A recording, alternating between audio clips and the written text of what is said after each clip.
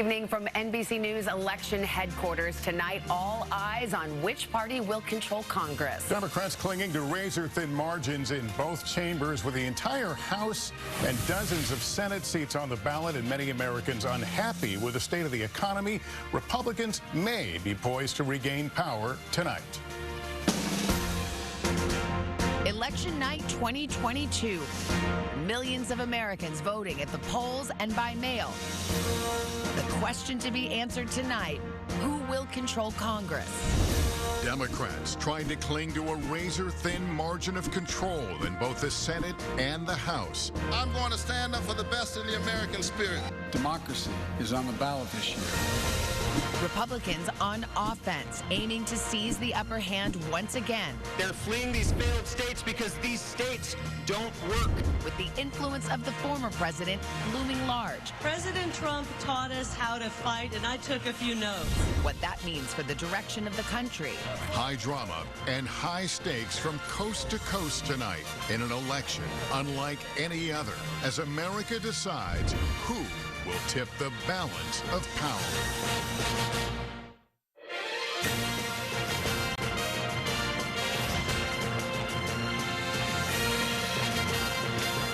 From NBC News, Decision 2022, The Balance of Power. Here now are Lester Holt and Savannah Guthrie. Hi, it's 8 o'clock on the East Coast, and the polls have just closed in 16 states, including the closely watched Senate races in Pennsylvania and Florida. Hi, everybody. I'm Savannah Guthrie here alongside Lester Holt, Chuck Todd, Andrew Mitchell, and Hallie Jackson, and it promises to be an exciting and a long night. Get comfortable. We'll be here a while, folks. We're here with the entire NBC News team to bring you all the latest results and what they will mean for you on this historic night. To set the stage, all 435 House seats, 35 Senate seats, and 36 governor's mansions are up for grabs tonight. The Republicans only need a net gain of 1 seat in the Senate and 5 seats in the House to take control of both houses of Congress. The political winds may be at their backs tonight, and we already have some results to share with you this morning. We can project a winner here at NBC News.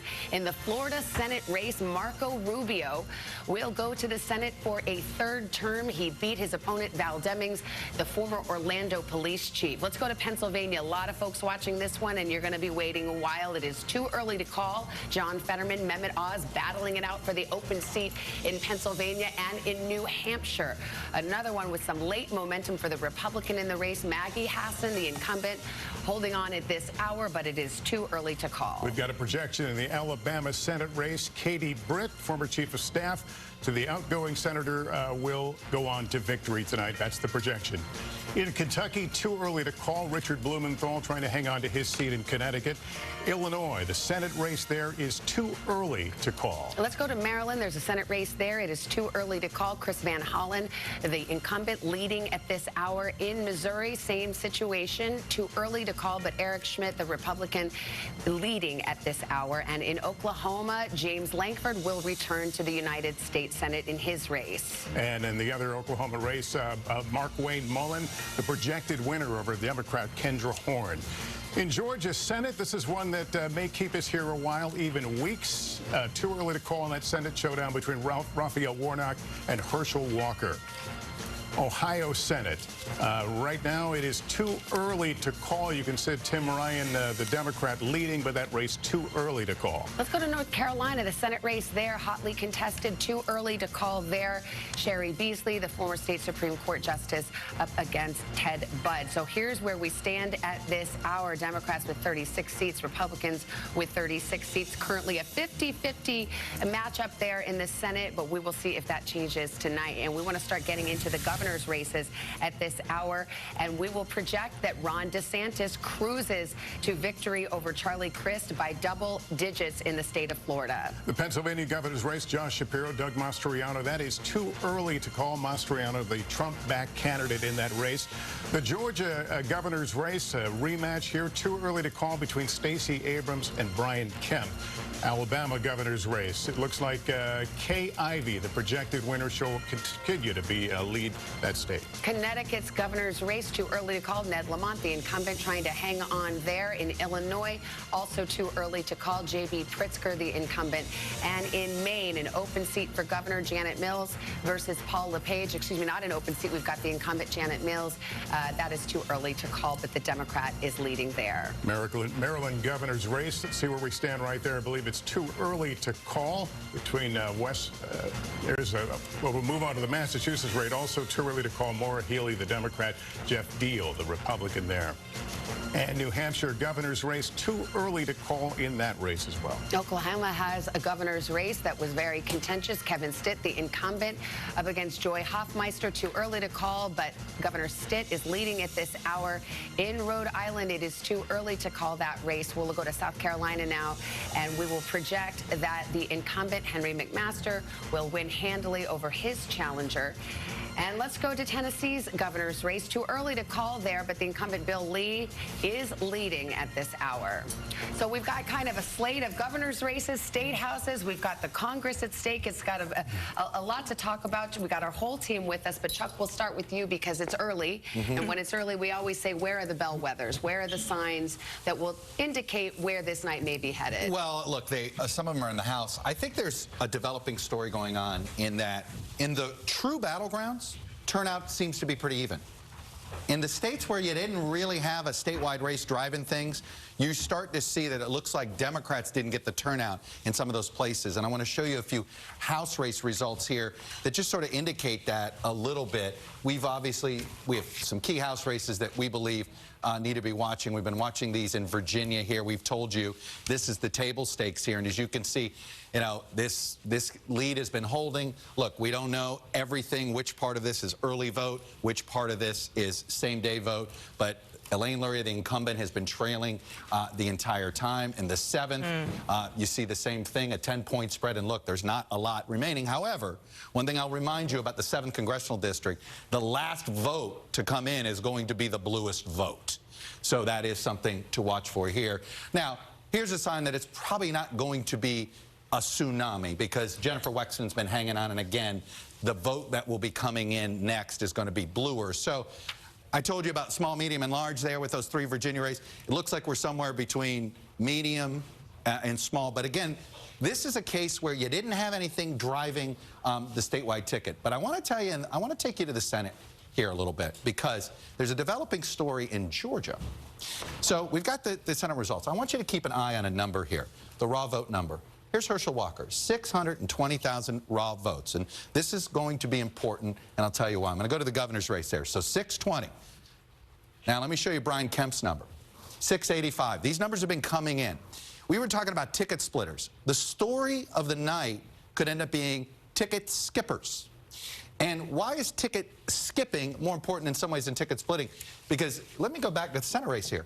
Because what you've done here is, again, let me show you. So I wish we could put them up together, but in this, in 7.0, we'll get it that way. So if you see here, Abrams is getting 51, Kemp's getting 48. Raphael Warnock's getting 53. He's running about 3 points ahead of, but Walker's running about 5 points behind Kemp.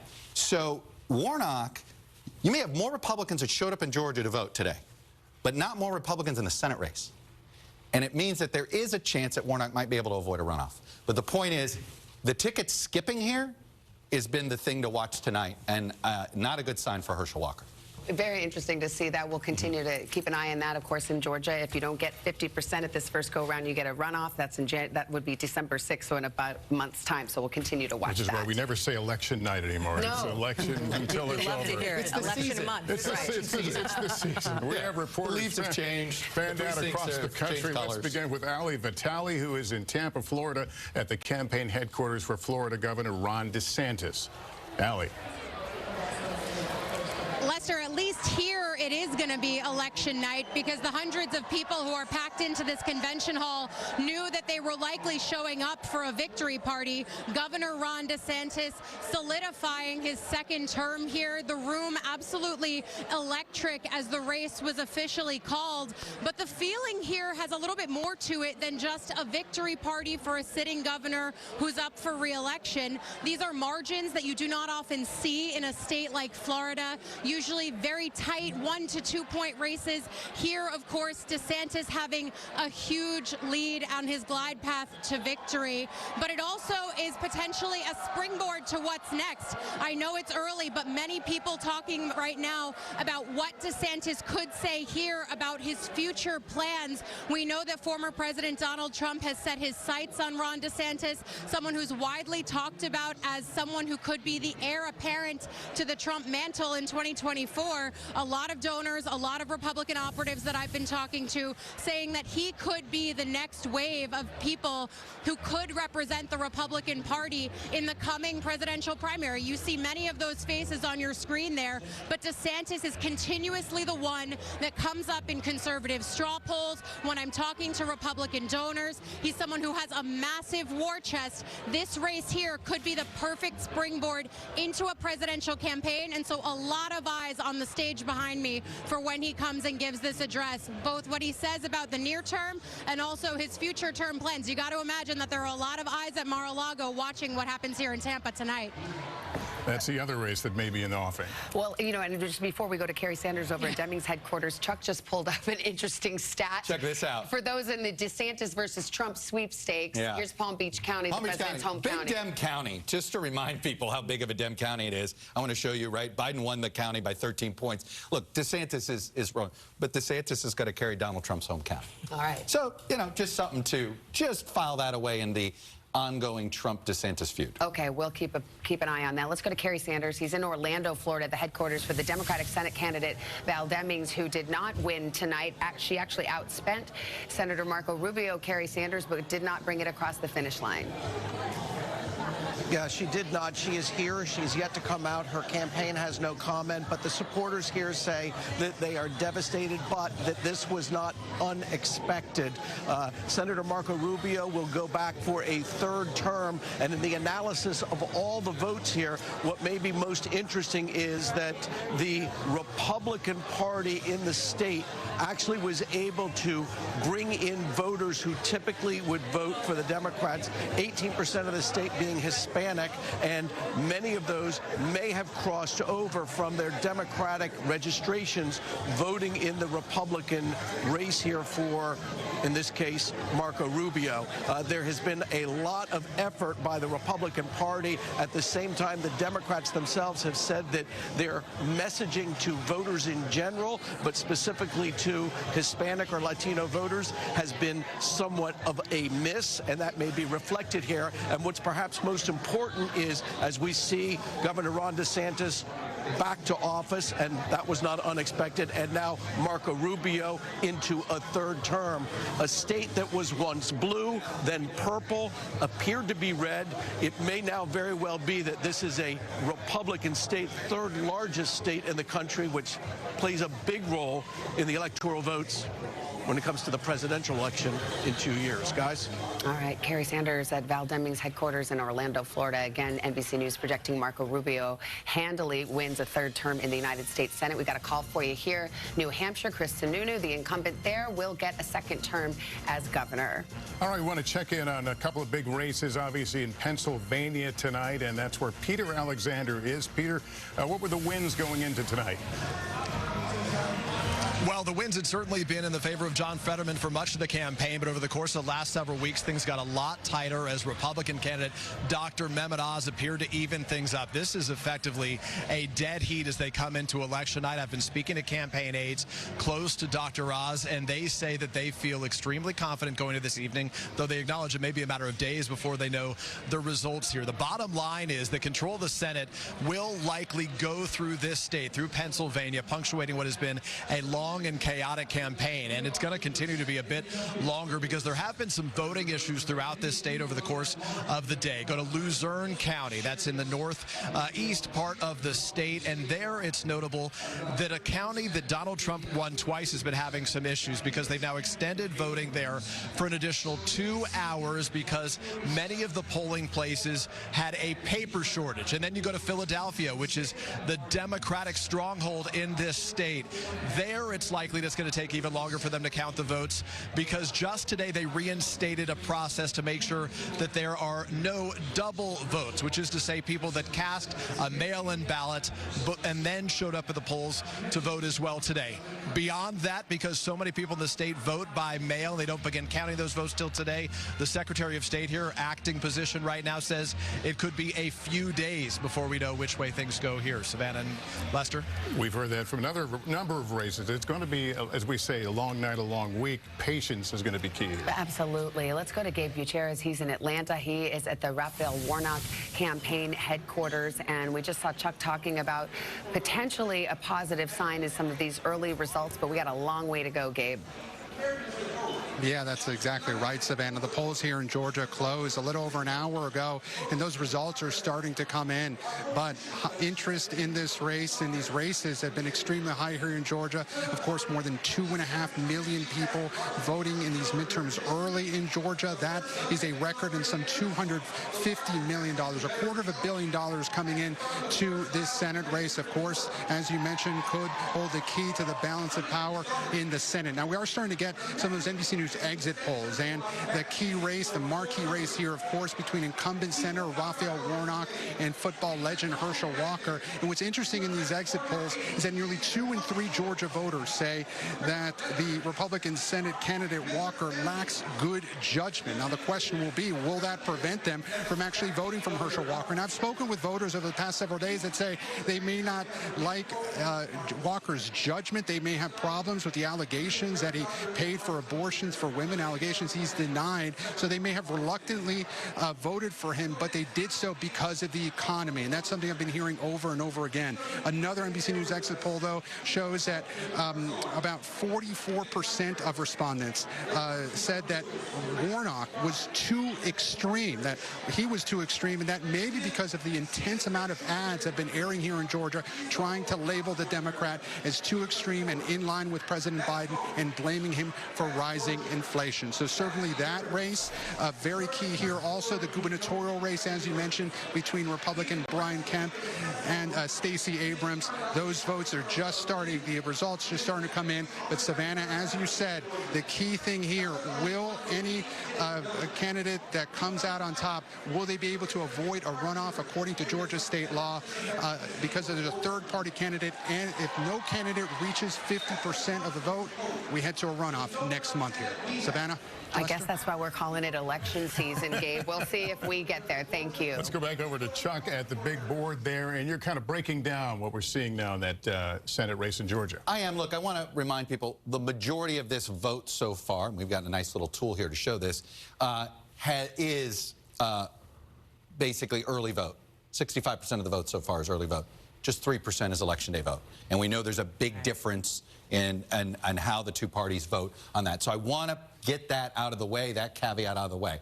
But I want to show you something. It hasn't mattered if we were in a red county or a blue county. I want to do Chattooga. This is on our county to county. This is Marjorie Taylor Greene's district. Obviously, this is going to be a big Walker County. But Walker is running consistently behind Trump's number all over the state. As you can see here, he's running about 3 points behind Warnock, running about 3 points ahead of there. But look, you go to Fulton County, which is obviously going to be a huge, this is Atlanta, it's going to be a huge Warnock County. And again, he's performing almost 3 points better than Biden, and Walker is underperforming Trump here. And where is this underperformance, you know, in general, where is this coming from? Well, if you look, let me take you and compare. There's a lot of people skipping this race. There's no doubt in my mind. Look at the number now, 694. And let me take you to the governor's race. And as you can see here, he's now almost 70,000 votes. Just to be clear, what you're saying is these are people who might have gone in and said, I'll vote for the governor, Brian Kemp for governor, the Republican, but I'm just not even filling in a Senate race. They are skipping the race. We've been talking about, and I was skeptical that we were going to have a lot of ticket splitters, that I really believed it was ticket skipper. We're too polarized in this country, and there are people that are like, well, I'm not going to bring myself to do this, but I'm not going to vote for him. I'm going to skip the race. Ticket skippers, I think, could be more of the story of tonight than ticket splitters. I don't know how deep you can take that down, but is any of this potentially due to the accusations that he faced? Look, all I could tell you, Lester, is in the last 3 weeks of this campaign, Raphael Warnock may have run one positive ad, and everything was repeating every single allegation about Herschel Walker, whether it was the physical violence, the abortion, accusation, paying for an abortion, or even just his fitness for office in general. So it was a really negative campaign. Certainly the Republicans ran a negative campaign against Warnock. But when you think about all of that, put it this way, if they didn't get this skipping tonight, I mean, I think this is proof. Does character count in politics? This skipping here, I think, will be the answer to that. And we should know you had the governor's boards up there, but I do. Sorry about that. I can go back to the Senate. And it's early vote, which predominantly Democrats are doing the early voting. Predominantly Democrat. And by the way, we don't know if Election Day vote there's fewer skippers. That's something else to keep in mind. Certainly the early vote Republicans have skipped this race, and there may be a difference. You may have more conventional Republicans comfortable voting early, and the more Trump Republicans voting Election Day. It's something else to keep in mind. The clock thickens, as they say. All right, we've got much more to come on a busy election night. We're back after this.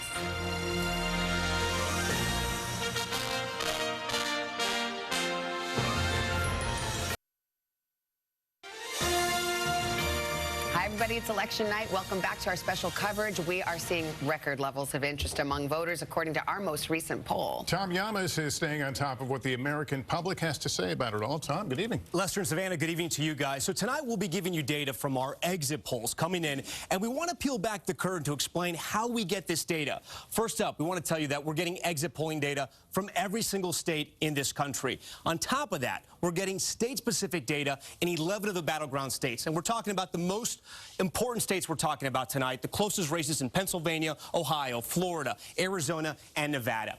Now, the data comes from voters like you, directly taken by interviewers outside of polling locations. You may have seen signs like this, people filling out those questionnaires. They're so important. They're done here. They're also done for absentee voters on the phone. And here's what the surveys look like. They're done by a company called Edison Research, and they ask voters basically first their gender, their race, their age, and then on those state-specific questions, like this is Pennsylvania, you have questions like, are John Fetterman's views too extreme? Also, are Dr. Oz's views too extreme? And that's how we get some of the data. We do want to say all the exit polling data we have so far is very early. And we ask about the top issues, including the economy, Biden, former President Trump, abortion, crime, immigration. We're getting data all night. And we hope to draw a narrative to figure out why voters voted the way we did. And tonight we have our first big question in, which is, what was the most important issue for voters, right? What compelled people to vote, and how did they vote?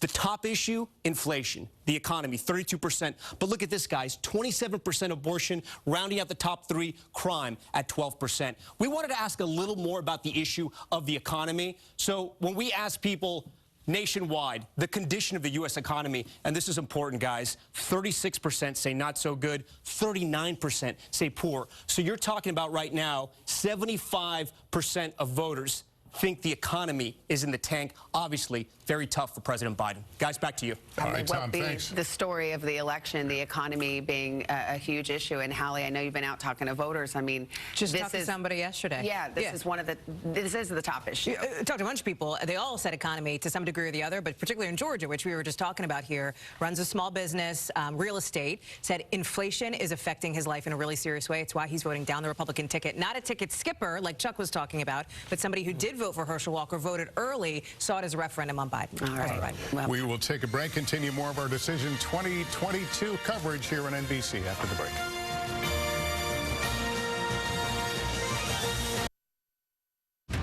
Covering the races that impact you. This is Wave News Decision 2022.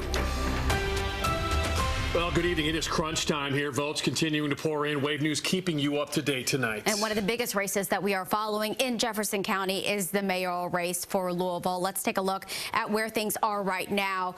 Craig Greenberg there, the Democrat, with 22,750 votes, 57% of the votes there, against William Deeruff, the Republican candidate, 16,632, 42,000. But this race has not been called just yet. No, it's only 12% of the vote. And really, Myra, that number has not moved in quite a while, so we expect another big dump of results coming up here. Rand Paul's already been declared the winner tonight for Kentucky's U.S. Senate seat.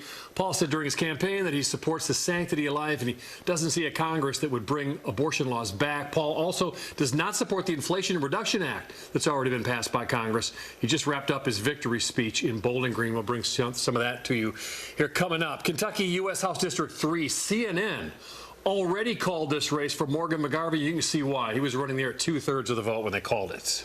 And Kentucky House District 2, let's take a look. The votes that are in about 11%. Brett Guthrie, the Republican incumbent, 29,000, that just changed, 695 votes. That's 70% of the votes against Democrat Hank Linderman, 12,708. Again, Brett Guthrie there with the majority of the votes coming in right now with 14%. Okay, let's get to the all-important constitutional amendments. Amendment 1. Was that not the longest thing you've ever read on a ballot? I compared it to my Costco receipt. That's how long the wording was. Okay. This is on can the lawmakers call themselves into session? And you see what it's running here right now, the no's outnumbering the yes. 202,000 votes to 153. That's a 57% to 43% margin. And, John, this is another huge one. Kentucky Amendment 2.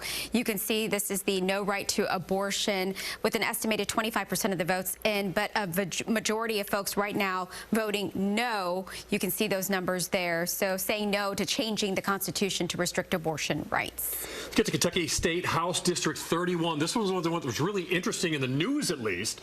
Sue Foster against Susan Tyler Whitten, because Sue Foster got Susan Tyler Whitten literally kicked off the ballot, and it took a last-second surge there with the Court of Appeals to get her back on. Susan Tyler Whitten said she doesn't want me on the ballot because she knows she's going to lose. Well, right now, Sue Foster is leading 53% to 47%. All right, and let's take a look at Indiana State House District 66. And Zach Payne, the Republican, the incumbent, with 69% of the vote against Democrat Nancy McDevitt with 31% of the vote there. Going to be a long night. Thank you for joining us. We'll take you back to NBC right now.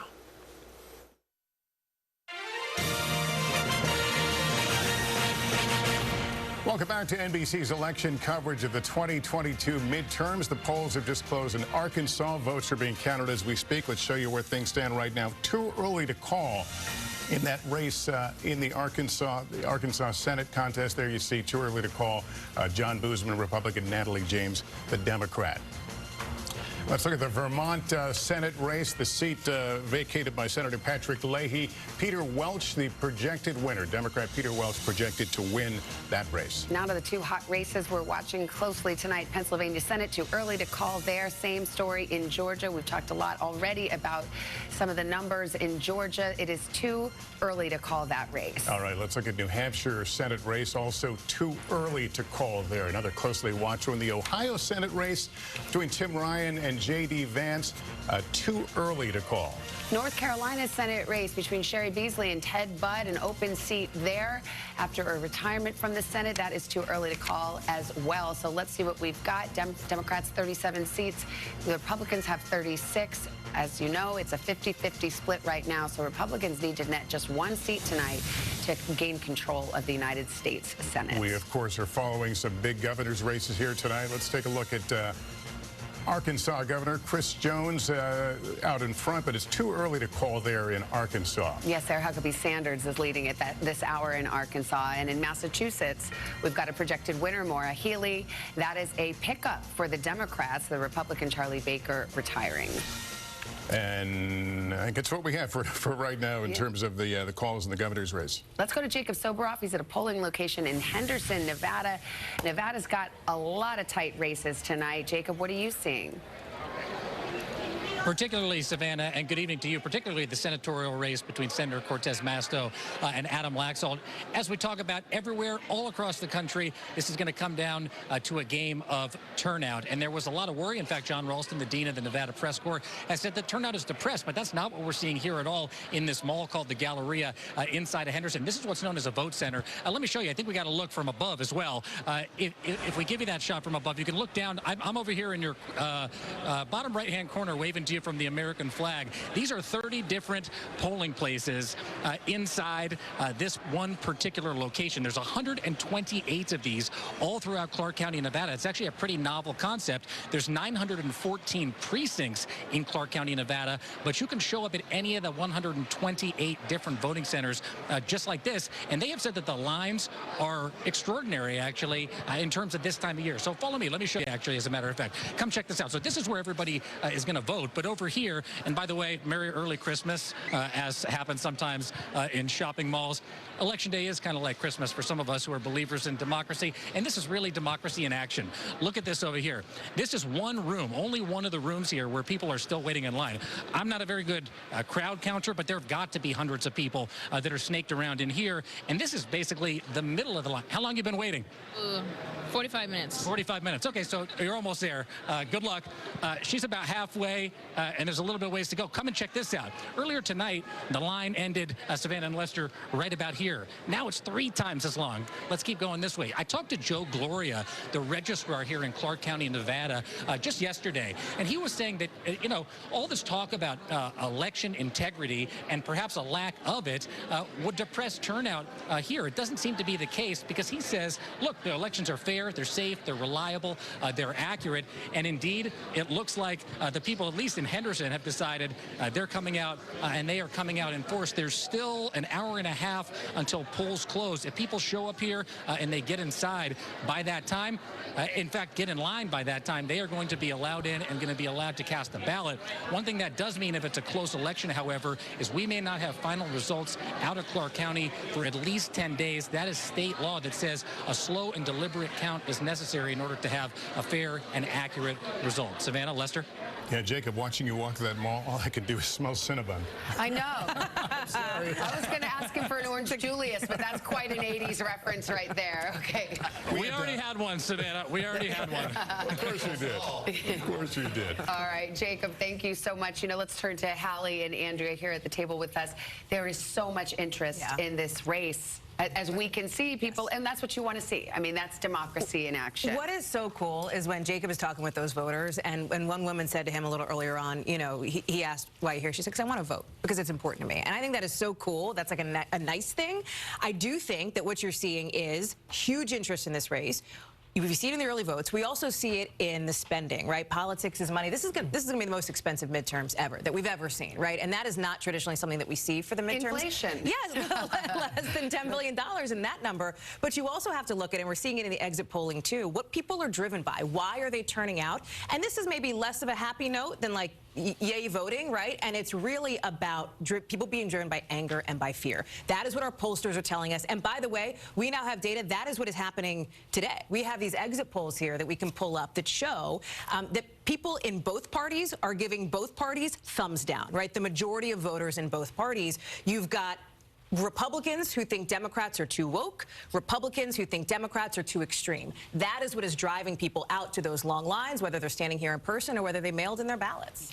And at the same time, some Democrats who you would not think are extreme are considered as extreme, like Maggie Hassan in New Hampshire is considered as extreme as Don Bolduc, even though the Republican popular Senator John Sununu, whose race we just called him a conspiracy theorist, his own candidate, his own, you know, running mate. So you've got candidates who are viewed negatively by voters in both parties, and the president. Also, the president is a real drag on the ticket we see in the exits from Ohio. And this is typical of a first-term president in his midterms, and that's something that we should show as the context here. Presidents in their first terms lose big in the midterms. Those are the historic trends. And so Joe Biden should be poised not to, you know, not to do better than the historic trends. And yet, the Democrats are hoping. Found in the NBC News poll recently that the Democrats closed that enthusiasm gap. Exactly. And Chuck, you were talking about that yesterday, the enthusiasm. What was at work as you're watching the numbers, the approval rating of the president? What happened that moved it around for Dems? Oh, I just think it was look, some of it is, I think the last 2 weeks of this campaign in some ways has been, it was so Republican in sort of the momentum that actually, sort of the way we work in our politics now, negative partisanship, in some ways that, you know, some Democrats said, hey, that helped motivate some of the urban voters because they were the last ones to engage.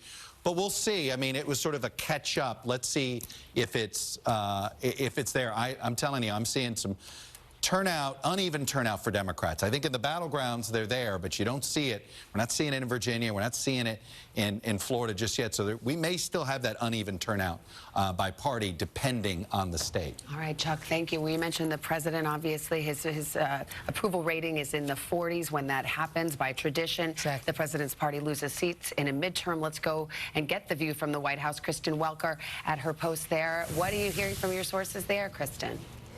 Well, Savannah and Lester, I can tell you that the president is in the residence right now as we speak, watching returns with his family, with his top advisors. One advisor saying, look, it's just too early to respond to the results. However, they are clear-eyed about the fact that this is a very tough environment. What Andrea was just talking about, the fact that inflation is quite high, that has driven the president's approval rating down. And it was pretty notable that overnight, President Biden was returning from a campaign event in Maryland, and he was asked if Democrats could hold on to the House, and he acknowledged, I think it's going to be tough. So if you talk to Democrats across the country who are involved in these really close races, they echo that sentiment. They are bracing for what could potentially be a tough night. But the White House advisors and allies to the president already trying to get ahead of that tough night by reminding people of the historical context, by saying, look, a loss of 20 seats in the House would be less than former President Obama, less than former President Trump, and they are trying to make the case that if that were to happen, that would potentially be a strong night. President Biden saying that he believes they can hold on to the Senate. We'll have to see if that's actually the case. But look, they are bracing for the possibility of what a divided government would look like, not only a gridlocked legislative agenda, but the possibility of investigations that would loom large over this president. Republicans even signaling they would investigate his son Hunter Biden, as well as the origins of COVID. Savannah and Lester. All right, Kristen, thank you very much. Let's go back over to our friend Chuck, who's looking at Ohio and North Carolina. Trends you're seeing? Well, look, we are seeing some ticket splitters in Ohio here. Look, this is, you know, we're still early in the stage of the vote here. As you can see the statewide total, you can just see it here. Keep an eye on this number, 797 for Tim Ryan, 640 for J.D. Vance. Let me take you to the governor's race here, 798, 640. So about 140,000 vote margin between what DeWine's Brown number is and what J.D. Vance's is, and it's basically clearly going to Tim Ryan. There isn't evidence of a lot of skipping here at all. It is just him. The question is that enough? Can he overperform enough? One county that I'm following closest, because this is a county that, here, let me show you here, Delaware County. This is a county that Trump barely carried. As you can see here, it's a very competitive county. If Ryan can carry this county, that's how he would win the Ohio Senate race, right? Is an overperformance by 5 to 6 points. So it's something we're keeping an eye on. Obviously, there is some ticket splitting there. Let me take you down to North Carolina. I think a lot of people have seen some numbers there. And I want to warn you here. It looks like right now Sherry Beasley's holding up, but we have this nice little tool here, and I can show you only 9% of Election Day vote has been counted, just 9%. 83% of the vote in is early vote. So what we can tell you here is that is not a good sign for Sherry Beasley. She may be leading right now, but as this Election Day vote comes in, it's likely to go in a big way to Ted Budd, not in a small way here. So this is just something as the vote comes in, expect to see that blue flip to red pretty quickly. Well, Hallie, the word on ticket splitting. So for folks who are watching at home and saying, what is the significance of that? Somebody votes for the Republican for governor, but not for Senate. It's key in some of these states like in Ohio or New Hampshire or Georgia because of, let's say, some of the scandals or some of the controversies that have dogged certain candidates. Can you kind of flesh that out? Look at what's happening. So, yes, look at what's happening in Georgia, right? I think people know, I think this is sort of in the ether here, what Herschel Walker has faced. These allegations that he paid for at least 2 abortions. He has denied vigorously those allegations, but let me tell you, I was with Senator Warnock on the campaign trail just a couple weeks before Election Day, along with Senator Ossoff. They were there canvassing, trying to get out the vote.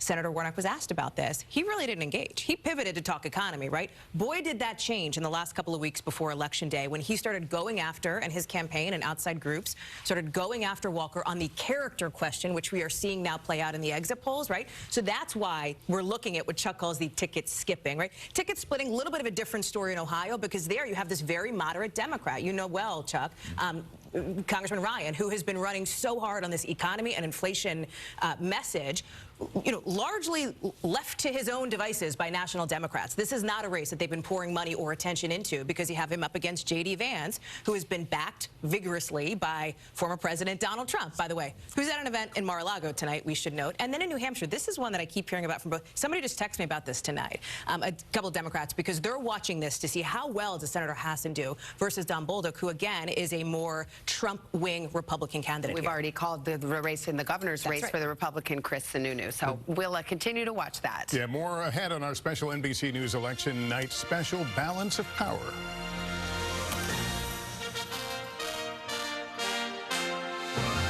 In this thing, we have a lot of momentum.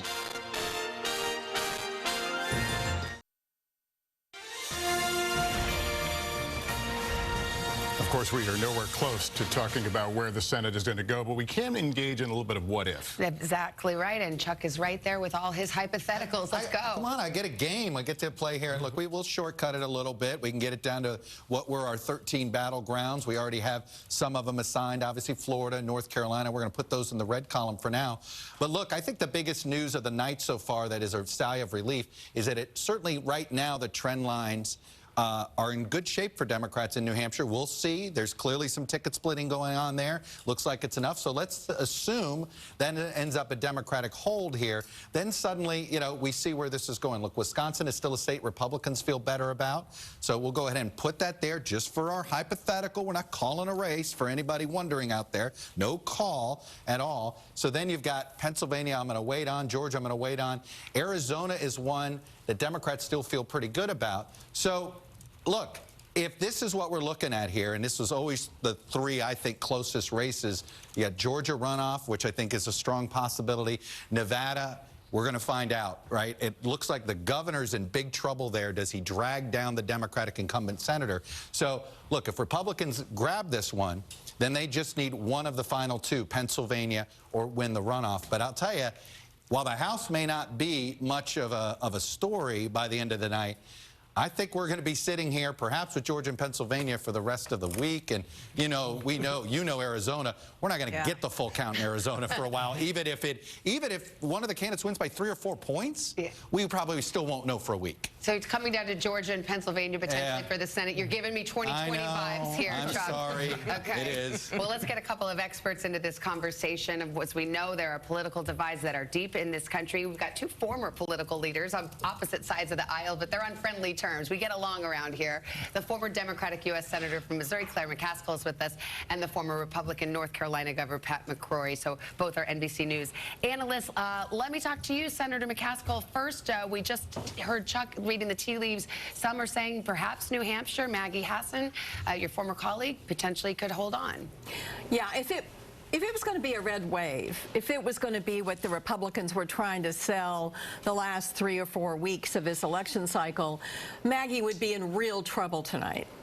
Because the Republican polling had it closing to even. So if she holds on and wins by a comfortable margin, then I do think it's going to be what Chuck just outlined. It's going to come down to the big four: Georgia, Nevada, Pennsylvania, and Arizona. But let's remember, we're having some really good news in governor's races tonight for the Democratic Party. The Midwest is doing very well, electing governors, flipping seats from Republican to Democrat, whether it's Massachusetts or we're looking at Gretchen Whitmer holding on in Michigan. If we pick up 4 or 5 governor's seats tonight, that should tell Democrats that we need to get away from a national narrative and try to stay more local. And, Governor, let me turn to you. Chuck has been noting some interesting ticket splitting. What's the other word you use? Skippers. Some ticket skippers, but it looks like a fewer of them now in Georgia. Okay, for what it's worth. 11 in Georgia. Is that Chuck's something you would always have come expected? up with new terms. What can I say? It'll be a T-shirt by midnight. I tell you what I think. First of all, I anticipate a bud to come through in North Carolina. North Carolina elections, as as you all know, always the Republican starts behind at early voting and then catch up and exceed most of the time. And so I anticipate North Carolina to go red. I think one thing we're forgetting, some history here. In some of these Ohio, Pennsylvania, North Carolina, Georgia, and a few other of the western states, the Senate races had some tough Republican primaries where the Democrats did not have that. Plus, the other interesting thing that could happen throughout the night is how much of a drag is Trump on the ticket and how much of a drag is Biden on the ticket, because during the general election, unlike the primaries, all the candidates basically tried to ignore both those heads of our parties as much as possible because they have to get the independent vote. For example, North Carolina, the independent vote is 35% of the voters. So you saw this separation from our national leaders, and it's going to be interesting who did the best job in doing that because they're both upside down. I don't know, Claire, what do you think about that? Yeah, I think that's true. We're going to take a break. Don't go far. We'll be back with you, too, in just a moment. We're going to take a break and continue our coverage after this.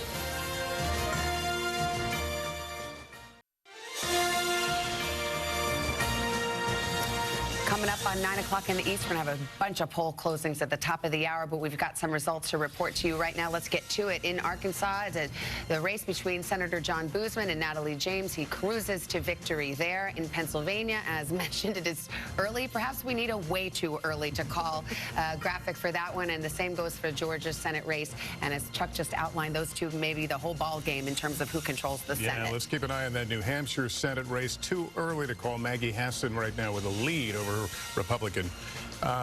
Ohio Senate, too early to call. Tim Ryan versus J.D. Vance, the Trump-backed candidate. And North Carolina Senate, too early to call. Let's go to the governor's races in those all-important states of Georgia and Pennsylvania, because this is where we're talking about the ticket splitters and the ticket skippers. Georgia governor race, too early to call there. Brian Kemp in lead at this hour. Pennsylvania's governor's race, too early to call there as well. And Chuck, we talk about bellwethers, and you had singled out 3 districts in Virginia. Yep. And the 3 districts, your argument was it will show us a small, medium, or large wave. Right. It's kind of like going to McDonald's and ordering your French fries. Right. Are you supersizing the wave? And we're trying to get some indication. Well, I was just going to say, we've been watching this all night. This does not look good for Elaine Luria. We haven't called it, but as you can see, she's down 20,000 votes total, down double digits. We only think there's about 55,000 votes left. She was the most vulnerable. Always the most vulnerable. This was what I called table stakes, if you will, on that front for the Republicans. They weren't going to win the majority without Virginia 2. Virginia 7 is the one, and look at this, 99%, look, it's Prince William County, for those wondering, in the Northern Virginia area that has remaining vote. I also want to remind you, keep an eye on this number. So if Spanberger's underperforming Biden by about 4 points, is that a pattern we see all night in these swing house races? It's certainly something I'm looking for here. But just to give you an idea, our estimated vote only says about 2,800 left. There's a 7,500 margin. Obviously, when you're talking, we're in the 3 and 4 figures here. We're not in the 5, so we want to be careful. But this is a sign of why we expect, at least this is why it looks like a good night for the Republicans in the House. 2 of 3, like I said, I don't think we're going to get the supersize. This is a closer race, but Jennifer Wexton looks like she's going to hang on. All right, polls set to close in 14 states in just moments from now, including the critical states of Arizona, Colorado, and Wisconsin. More results just ahead. Covering the races that impact you. This is Wave News Decision 2022.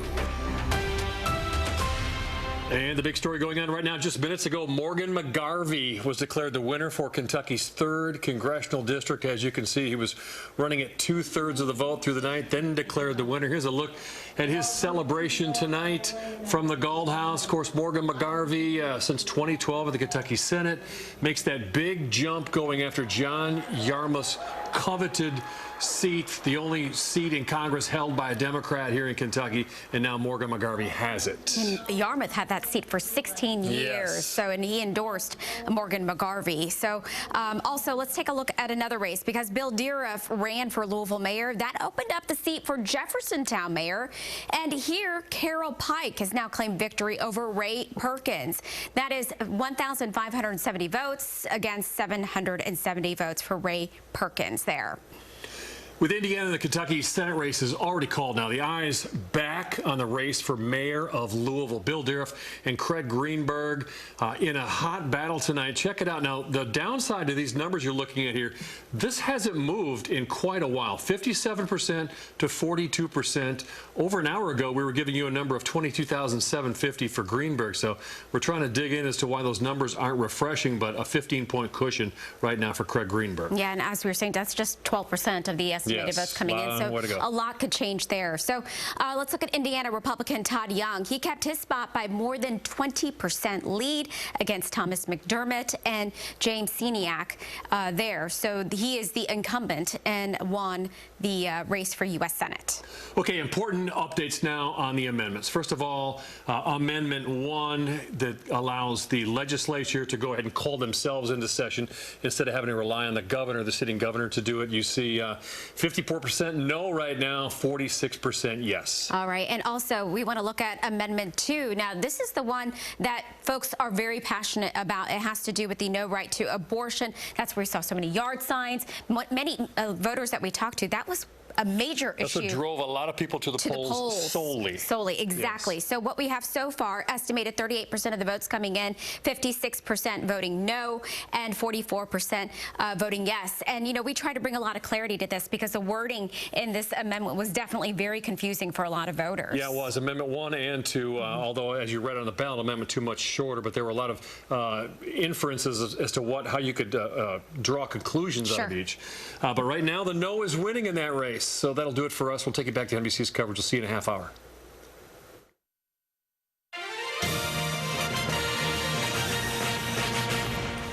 Welcome back to our live coverage of the 2022 midterm elections. It's 9 p.m. here on the East Coast, and the polls have just closed in 14 states all across the country. Okay, so let's get to it. We've got a lot of results to read to you, and we'll start the Arizona Senate race. This is a very tight race, and stop me if you've heard this before. It is too early to call. We will keep an eye on that. Same story in Wisconsin, a Senate race. Ron Johnson trying to hold on. Mandela Barnes, the challenger there, too early to call. We'll continue with the theme. Too early to call in Colorado. Right now in the Senate race there, Michael Bennet, the Democrat, over Joe O'Dea. In Iowa Senate, too early to call. Chuck Grassley against the Democrat Michael Franken. Let's go to Kansas, and we can project that Jerry Moran will return to the United States Senate. There's a big governor's race going on there in Kansas. We don't have any results there yet to report. And in Louisiana, too early to call. They've got the 50% rule here, so we'll keep an eye on that one. John Kennedy trying to hang on to his Senate seat. In the New York Senate race, NBC projects that Chuck Schumer, the majority leader, will retain his seat. And let's look at North Dakota numbers. Too early to call out of North Dakota. South Dakota, we do have a projected winner. Senator John Thune returns to office. And let's see where we stack up in the Senate at this hour. It's a 50-50 split. And right now we can report Democrats have 38 seats. Republicans have 39. We'll continue to keep our eye on the big picture there. Let's move over to the governor's races now, starting in Arizona. Too early to call that hard-fought race between Democrat Katie Hobbs and Carrie Lake, the former news anchor. In Kansas, too early to call, but you can see the Democratic incumbent way out in front right now. Michigan's governor's race, too early to call. Wisconsin governor's race, too early to call right now. Tony Evers, the incumbent, up against Tim Michels. In Colorado, it's too early as well. Jared Polis looking for another term against Heidi Ganahl. And we'll go to Minnesota. Oh, governor of Iowa, sorry. Kim Reynolds, too early to call. She's the incumbent there. And Minnesota, too early to call that race between incumbent Tim Walz, Democrat, and Scott Jensen. And we're looking at the Nebraska, too early to call. This is, Nebraska governor's race. Carol Blood, the Democrat, versus Jim Pillen. Too early to call in that race. New Mexico governor, also too early to call. Let's go to New York. This is a race that tightened up in the late stages. We'll see. It's too early to call right now whether Kathy Hochul can get her first full term as governor. In South Dakota, the governor's race, too early to call, but Kristi Noem, that has become a national Republican. Some talk about her as a potential presidential candidate. She is leading at this hour. In Texas, it is too early to call, but Greg Abbott is leading at this hour, looking to get another term there. In the Wyoming governor's race, too early to call. Mark Gordon, the Republican incumbent, right now in front. Rhode Island governor, it's projected winner Daniel McKee. The Democratic incumbent will win another term. And the Vermont governor's race, Phil Scott, the Republican, the projected winner over Brenda Siegel. He handedly defeats her. Okay, so we have talked a lot about some of the issues driving this election. The economy, rising prices, inflation, those are clearly top of mind for so many voters. We want to talk to Stephanie Ruhle. She's NBC's senior business analyst, host of the 11th Hour on MSNBC. Steph, I have to say, one of the key indicators, consumer confidence. We have seen that number drop at a level not seen in decades, perhaps matching the inflation we had not seen in decades. Savannah, it's really interesting because people vote based on how they feel, and consumer confidence is obviously about feeling. But when you dig into the economy, it's not all bad. What it is complicated, right? If you take a snapshot of the economy tonight, election night tonight, in 2020 and in 2018, it's a mixed picture. Now, at the top line, we know this. Inflation is higher tonight. Food prices, gas prices, all higher. Mortgage rates, obviously a lot higher because the Fed has raised rates trying to slow inflation. But here's the thing. That's not the whole picture. We know that unemployment today is very low. We're back to pre-pandemic levels. Huge positive. If you want a job, there is one available in this country. But for Democrats, that's really difficult to message, right? You can't fit inflation's bad, but it's much worse in other countries on a bumper sticker. So while Democrats haven't said much, Republicans have been disciplined and relentless, hammering their economic message over and over. They outspent Democrats 5-1 on economic ads. And so when you factor all of that in, that people are talking about economic woes at their kitchen tables, Republicans are filling the airwaves with their messaging, and Democrats not saying much or not saying enough soon enough, it's no surprise that this is a big vulnerability for them. Stephanie, have Republicans, though, laid out a plan, or have they just been effective in going after the bad economy in Democrats? They have not laid out a plan at all, and that's actually what President Obama has kind of hammered home in his closing message, saying, hold on a second, they're not offering you something on the other side, and many of your social services, your Social Security, your Medicare, your Medicaid might get cut, but it was late for Democrats to message that, and it really goes back to the complication. You know, Hallie mentioned it in the last hour. She was talking to a small business owner in Georgia struggling. Georgia's economy is actually doing better than most other states. If you think about the Port of Savannah, the booming business it's seen in the last 2 years, huge.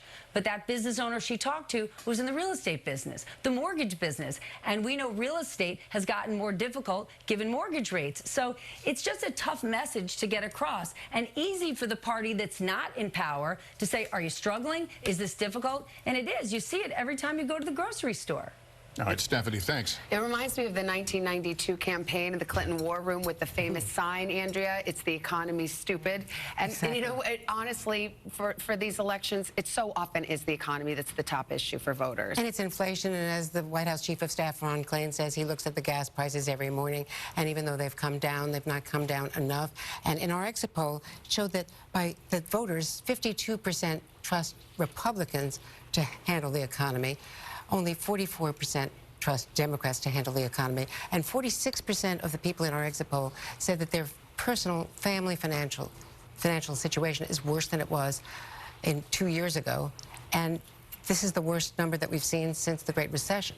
So that is a big shift. Look, inflation is the most important issue by far, and abortion less so, but higher than we expected, at least according to the exit polls. Crime much less so. But the Republicans have just been hammering Joe Biden on inflation, and Democrats are being punished for it. Well, Hallie, I mean, a lot of analysts have said that Democrats didn't sufficiently answer the charges on the economy or on crime. That the sort of a deer in the headlights in terms of the crime attack, which has tightened up races in these last few weeks, where they thought they weren't going to be as competitive. Let me tell you, what I've heard from Democrats was exactly that issue, Savannah, when they were talking about places where they were nervous, feeling like Democrats were really put on defense by Republicans on the issue of crime kind of late in the game. And in key places like, for example, Pennsylvania. Look at Wisconsin, where that's been another key issue, too. So, yeah, crime right there sitting at number 3, by the way, tied for gun policy on issues that are important to voters. You know, inflation and crime, what they have in common, they're really tangible to people. Sometimes, like, you know, 3 of us live in Washington. People sit there in the Beltway and they talk about things that are sort of esoteric. Everybody puts together a grocery budget, right? Everybody walks out of their home to go to their car or to school or whatever. You feel these issues in a really tangible way. You look at where Democrats are right now, more voters say President Biden's policies are hurting this country than helping, right? These are the headwinds that Democrats are facing, and we're seeing it in races across the country. Savannah, I know you're interested in the Kansas governor's race, which was too early to call right now, which makes sense, but you look at the Republican there, Derek Schmidt. He has tried to tie the incumbent governor, Laura Kelly, to President Biden in a big way. That's been a big issue in that race in a state that Donald Trump won by double digits. That is a reflection of what we're seeing in other key states around the country, too. Well, governor's mansions could be switching hands in more than 30 states tonight, but one place where that won't happen is in New Hampshire, where incumbent Republican Governor Chris Sununu has been reelected, and he joins us now live. Governor, congratulations. Well, thank you, although I have to correct you, we don't have a governor's mansion in New Hampshire, but I appreciate the thought. We're having a great time here. That is duly noted. New Hampshire's... well, Governor, I know you've been obviously... Maybe they want to throw one in the budget. Yeah, obviously you've been focused on your race tonight, and again, congratulations. But have you drawn anything from what you have seen so far on any of these races? Yeah, well, first and foremost, the turnout has been absolutely unbelievable. We're definitely going to break records for a midterm turnout here in New Hampshire, and as you guys have been discussing, that's economically driven. Folks are feeling a pinch at their homes when they're balancing the checkbook, trying to just pay a mortgage, and especially in New England, where energy prices are so high, fuel prices are high, it's getting colder. People are really feeling that double pinch, that double whammy, and they want to change. And you can't ask Washington to change and yet keep sending the same people back. So I think, again, a lot of these races are still too close to call on the federal side, but I think there's going to be a very positive red wave as the night goes along, not just here in New Hampshire, but across the country. Well, you know, we have to ask you about the Senate race going on in your state. You know this state backwards and forwards, having just campaigned there. How do you feel about what's going to happen tonight? Do you think that General Don Bolduc, the Republican, will be able to defeat Maggie Hassan? I think so. I mean, it is going to be a neck-and-neck race, probably not called late until the night. You're going to have a lot of the larger towns, the more conservative towns, come in very late, just because that's just the way it is. But they will count their votes, and we will get a winner. But it probably will be late into the night. And again, because that turnout was so high, we have same-day voter registration, which is actually works as a decent process here in New Hampshire. So there's just a lot to tabulate and compile. But that's going to be neck-and-neck. And considering we have a General Bolduc who really spent very little money, was outspent 10-1 or something like that, but introduced himself to the state as an alternative, as an option, as someone who's going to fight for New Hampshire. That gives, I think, a lot of folks, a lot of Republicans hope that he's going to bring it home. Well, Governor, thanks for being with us. Good luck on that mansion. He's at a bowling alley right now. Is that right, Governor? You're at a bowling alley? It's like, I mean... We're doing it in New Hampshire style. We're axe throwing. We got a bowling alley. We got an arcade. We got horseshoes a little later on. We're going to be having a lot of fun. Very New Hampshire style. I know you guys are stuck in New York, and as usual, New Hampshire's having a lot more fun than New York. But you know, we get the games here. Well, enjoy. Everybody's jealous. I guess it's a good time when your race gets called early and you're victorious. Governor Chris Sununu, thank you so much. Interesting to hear him talk about the New Hampshire Senate race, which of course has not been called yet, and that's a key issue. In fact, Chris Sununu did not endorse General Bolduc in the primary, right. Andrea. He did not want him to win. He wanted the other candidate to win. And Democrats poured a lot of money in the primary into advertising, negative ads, trying to take down Bolduc. I mean, they were just going, they really made him a bigger deal than he was.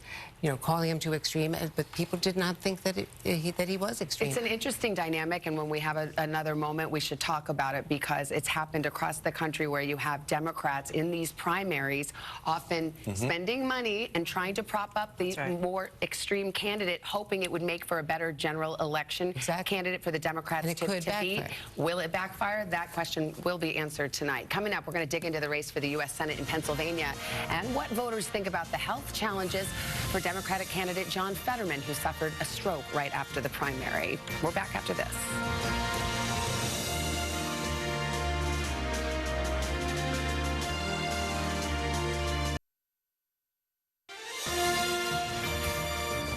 As we come back, we've got another Senate race to project. It is in the state of North Dakota. And Hoeven is the projected winner, John Hoeven, over the Democratic challenger, Katrina Christensen. A third term for Senator Hoeven, so let's see where we are. 40 Republican seats, 38 Democratic seats. It's going down to the wire. Let's go over to Tom Yamas, who's been looking at some of the exit polls, and we've got some out of Pennsylvania, a closely watched race, and for good reason. Tom, what are you seeing? Yeah, a lot of interesting information. So voters in Pennsylvania had some real issues with their Senate candidates. That race, of course, the most expensive Senate race in the country, more than $145 million spent in ads there to define each candidate, and a lot of news coverage. As we know, a lot of that coverage was on John Fetterman's health. And so we asked voters coming out, voting here in these midterms, was John Fetterman in good enough health to serve? Look at these numbers, 50% so far, and again, it's early, saying yes, 47% saying no. So the other question we asked was about Dr. Oz, because the attack on him was that he was a carpetbagger. He just moved to Pennsylvania 2 years ago. He had lived for decades in New Jersey. We asked voters, did Dr. Oz live in Pennsylvania long enough to effectively serve? 56% said no, while 42% said yes. Again, this is early exit polling data. We also wanted to find out what's the most important issue for voters. In Pennsylvania, at this hour, 36% saying abortion, 28% saying inflation. Look, in full disclosure, we don't know exactly where all the vote has been coming in for exit polling data in the state of Pennsylvania. It's a huge state. We do know we just got a big dump coming in from Pittsburgh. That could have affected some of this data. But if this holds, this is actually pretty good news for Democrats. Guys, back to you. Chuck, what do you see in there? Well, look, it's very early, and I want to underscore something Tom just said. Just so you know, and again, we have our tool. Yes, we have Fetterman with a big lead, but let me just show you something here, just to remind you. And we know how many Republicans vote same day here. And right now, we only have 26% of this vote same day. Those exit polls. So, the exit polls, are they early voting as well as same-day voting? We do both. Like, we do a phone poll in states with a lot of early vote and mail vote, and we know we do a lot of actual polling. Now, it's very good polling in the and we even went to early vote locations this year and had this. So, no. Any exit poll you're seeing is a composite and does all of that. So I want to reassure folks of that. But the bottom line is way too early to even characterize what we're seeing in Pennsylvania yet on that front. Let me just quickly take you to North Carolina. We haven't called this race yet, but I'll tell you why I don't think, I think we're close to. I want to take you to Anson County. Anson County is part of our county to county. What you need to know about Anson County is that it's a blue county. In fact, it was a big blue county for Barack Obama back in 2012. I don't think I have that data in there. But the point is, Bud is carrying this county. This is a majority African-American rural county. And the path to victory for Sherry Beasley was to do something we haven't seen since 2008, a high turnout among rural African-Americans.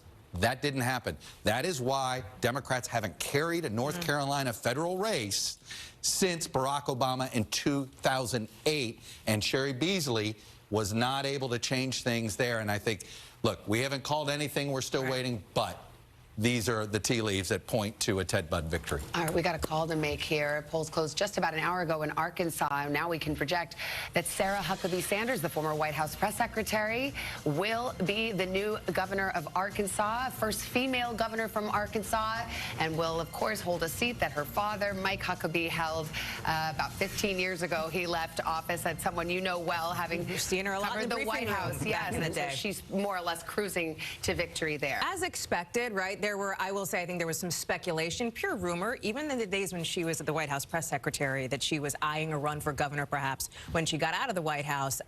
She has gone through a very recent battle with cancer. She is somebody with a lot of name recognition in the state of Arkansas. So this is not surprising, but it is, as you note, historic. But a shout out to the millennials. She's a millennial governor. Okay. And we're going to have Wes Moore's a millennial governor. There's a young, normally we're all used to our governors with grayer hair. Not in Arkansas and Maryland. The new generation is coming into leadership. Well, as Hallie Wells knows, we had on the Today Show this morning, there are also 2 Gen Z candidates. One of them who's going to Congress. Okay. We just found out. And we'll see. Yeah, the Max other one, made it. in New Hampshire, Caroline Levitt. And both of them have never run for office before. They weren't eligible until now. Yeah, that's how young they are. Constitutionally. I mean, in Arkansas and in Maryland, Wes Moore has never run for anything, and well, we've got to take a quick break. Much more ahead as we cover the results from the 2022 midterm elections here on NBC.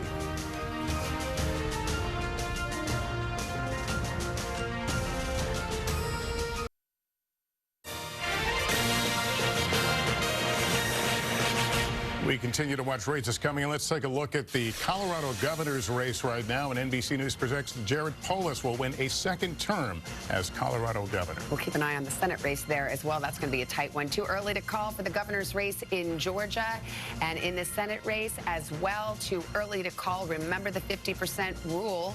These are just early results, but you have to get to 50% or it goes to a runoff on December 6th. So we will continue to watch those results roll in. We want to bring in Chuck right now, talk a little bit more about Georgia. And we had that storyline earlier. We did. There's still some underperformance here, and you see, I love this because I want to go to Walker County when we're talking about Herschel Walker. This is one of these red counties, but the point is that I kind of want to keep you going. First of all, across the board, remember, Biden carried the state. Across the board, I've noticed a pattern here. Walker, in general, is running about a point behind Trump's number in Georgia. Trump lost Georgia, so you don't want to run a point behind at this point on that front. And let me just show you how far behind he's running Kemp in all these counties, about 5 points. But in most of these cases now, as you could say, most of it is not skipping. You're seeing it in Warnock, and then about 1 out of 5 ticket splitters end up in the Libertarian column, I've noticed in many of these. But look, we still got a long way to go. I just wanted to go to a complete county to show you a county that we're close to being complete, just to show you what the pattern is. And let me just tell you what's still left to count so you know what we think is remaining. We still think there's more Election Day vote that's coming. That's advantage Walker, but we still think there's still a bunch of early vote to come too. And when you look around at what's left in here, there's still plenty of vote in the Atlanta suburbs that needs to come in for Warnock, and then there's all sorts of stuff here. So Georgia's going to be a long night. I think Georgia's going to be one of these situations where we're going to be trying to figure out not just who's leading, but whether 50% is in play or not. Okay.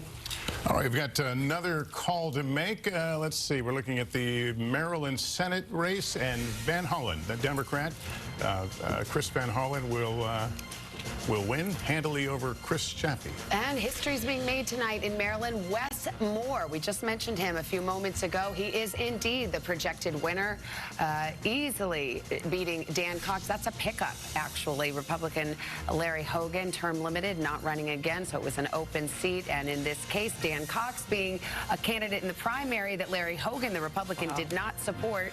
And now we see Wes Moore cruising to victory there. Democrats, though, paid for ads to get Cox is that nomination. There's that issue again. Right, so exactly. That's a case where that strategy worked. We'll see how it plays out. Lots more to come. This is Decision 2022. Balance of power on NBC. Covering the races that impact you. This is Wave News Decision 2022. Well, Rand Paul will spend the next 6 years in the U.S. Senate. The Associated Press called the race pretty early, just after 7 o'clock. If you have the Wave News alert, you probably got the alert here a little bit ago. U.S. Senate, again, Rand Paul, the incumbent, the winner there with 58% of the vote against Charles Booker, 42% of the vote. Here's what he had to say after the race was called. Let us make common cause with our adversaries, to agree to disagree, to reject and respect our differences and leave the anger behind. And Rand Paul was first elected to the Senate in 2010. He has said that he supports the sanctity of life and opposes the Inflation Reduction Act. Our victory is that people have stood up across Kentucky that had given up. People that once thought that their voice didn't matter are now lifting their voices and organizing and running for office. We are the change, and that's the win. From the All right, and you just heard from Charles Booker there. And we are going to go live to Wave News reporter Sean Bowdy, who is covering elections for us tonight. He is joining us live tonight. Sean. Yeah, we're inside the Gold House, the headquarters for Louisville Democrats. A couple big announcements already made. David Mattingly, you've been covering both of these races very closely for Louisville mayor and also Louisville's 3rd congressional district. A big announcement just made, of course, for Morgan McGarvey. We just talked to him. Big win for him. a very big win, but a very expected win for him. This was a heavy Democratic district. He was expected to win. Nationally, there was a lot of expectations that he would win. Now the question is, what kind of Congress is he going to be going to? Well, Democrats still have control of the House. If that is the case, he might get some pretty good assignments. But if it's the other way around, he may not. So his future is still somewhat in doubt in Congress because he doesn't know what kind of Congress he's going into. So it's going to be interesting to see what happens there. But when it comes to the mayor's race with Craig Greenberg, just on the heels of what we saw from Morgan McGarvey, we are now hearing that Greenberg could be coming out here very soon with a similar announcement. So people behind the scenes here with the Greenberg campaign very optimistic that they are also looking at it. They're on a much looser schedule than we are. I know we got to get back to the studio, guys. Okay, very good. Thank you so much. We're going to get to some updated numbers in the mayoral race coming up here in just a little bit. For right now, that will take you back to NBC's coverage.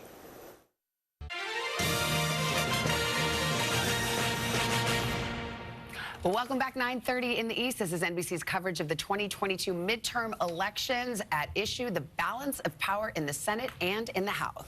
And we've got some calls, or at least some characterizations of...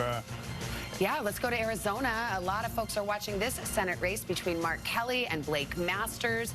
It is too early to call there. And the same story in Wisconsin. Ron Johnson looking for another term in the United States Senate up against Mandela Barnes. Too early to call there. Both parties waiting to see which way this one will go. The Pennsylvania Senate race, that is still too early to call. Too early to call. Let's look at the Georgia Senate, the other one of the other big ones tonight that we're watching for potential switch in control of the Senate. The Georgia Senate, well, too early right now. At some point, we ought to say too close.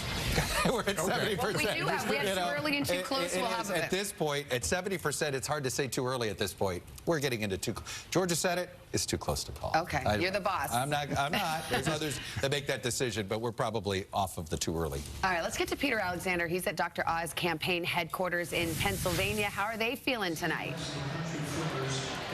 Well, right now they're still waiting for the numbers to come in right now, and they anticipate that this is going to be several days before they may know who the real winner here is. This would be a Democratic pickup if John Fetterman can win. The first-time candidate, Dr. Mehmet Oz, is hoping to put his name on the board tonight as well. The bottom line is that they feel fairly good about the trajectory of this race, the momentum the Oz campaign has had in recent days. The bottom line for Dr. Oz has been a focus on being a moderate. It's why he's invested so much time in what they call the collar counties, those 4 key counties just outside of Philadelphia, like where we are tonight in Bucks County. They are affluent and well-educated, and they're really what separates Pennsylvania's Philadelphia metro area that is so heavily Democratic from the more rural conservative areas further west throughout this state. What was notable, though, is that just this past weekend, Dr. Oz, despite his efforts to cast himself as a moderate, hosted a rally alongside the former President Donald Trump. And I think if he struggles tonight, there will be a lot of scrutiny about that decision here. But keep a real close eye on those Philadelphia suburbs over the course of this night. 283,000 votes. That's what separated Joe Biden from Donald Trump in those counties back in 2020. According to a top advisor to the Oz campaign, their goal tonight is to be about 40%. They know they need to get about 40% of the vote there. So keep a close eye on the numbers that come out of those counties. The bottom line is they think they're going to be at it for a while. Philadelphia, as we've noted, reinstated today, Savannah and Lester, a procedure that helps them prevent against any double votes. That means, in the words of the acting Secretary of State, they may be at this for the next few days. Back to you. Yeah, but the pace of those results will certainly cause some anxiety. One thing in the exits is right now, Dr. Oz is getting fewer of those white male non-college educated voters, or the white non-college educated voters, than Donald Trump got. Okay, interesting metric to watch there. Let's go to Wisconsin. Governor's race is tight there. We've got Shaquille Brewster on duty in Milwaukee. He's at the headquarters for the Republican in the race, Tim Michaels. Hi, Shaq.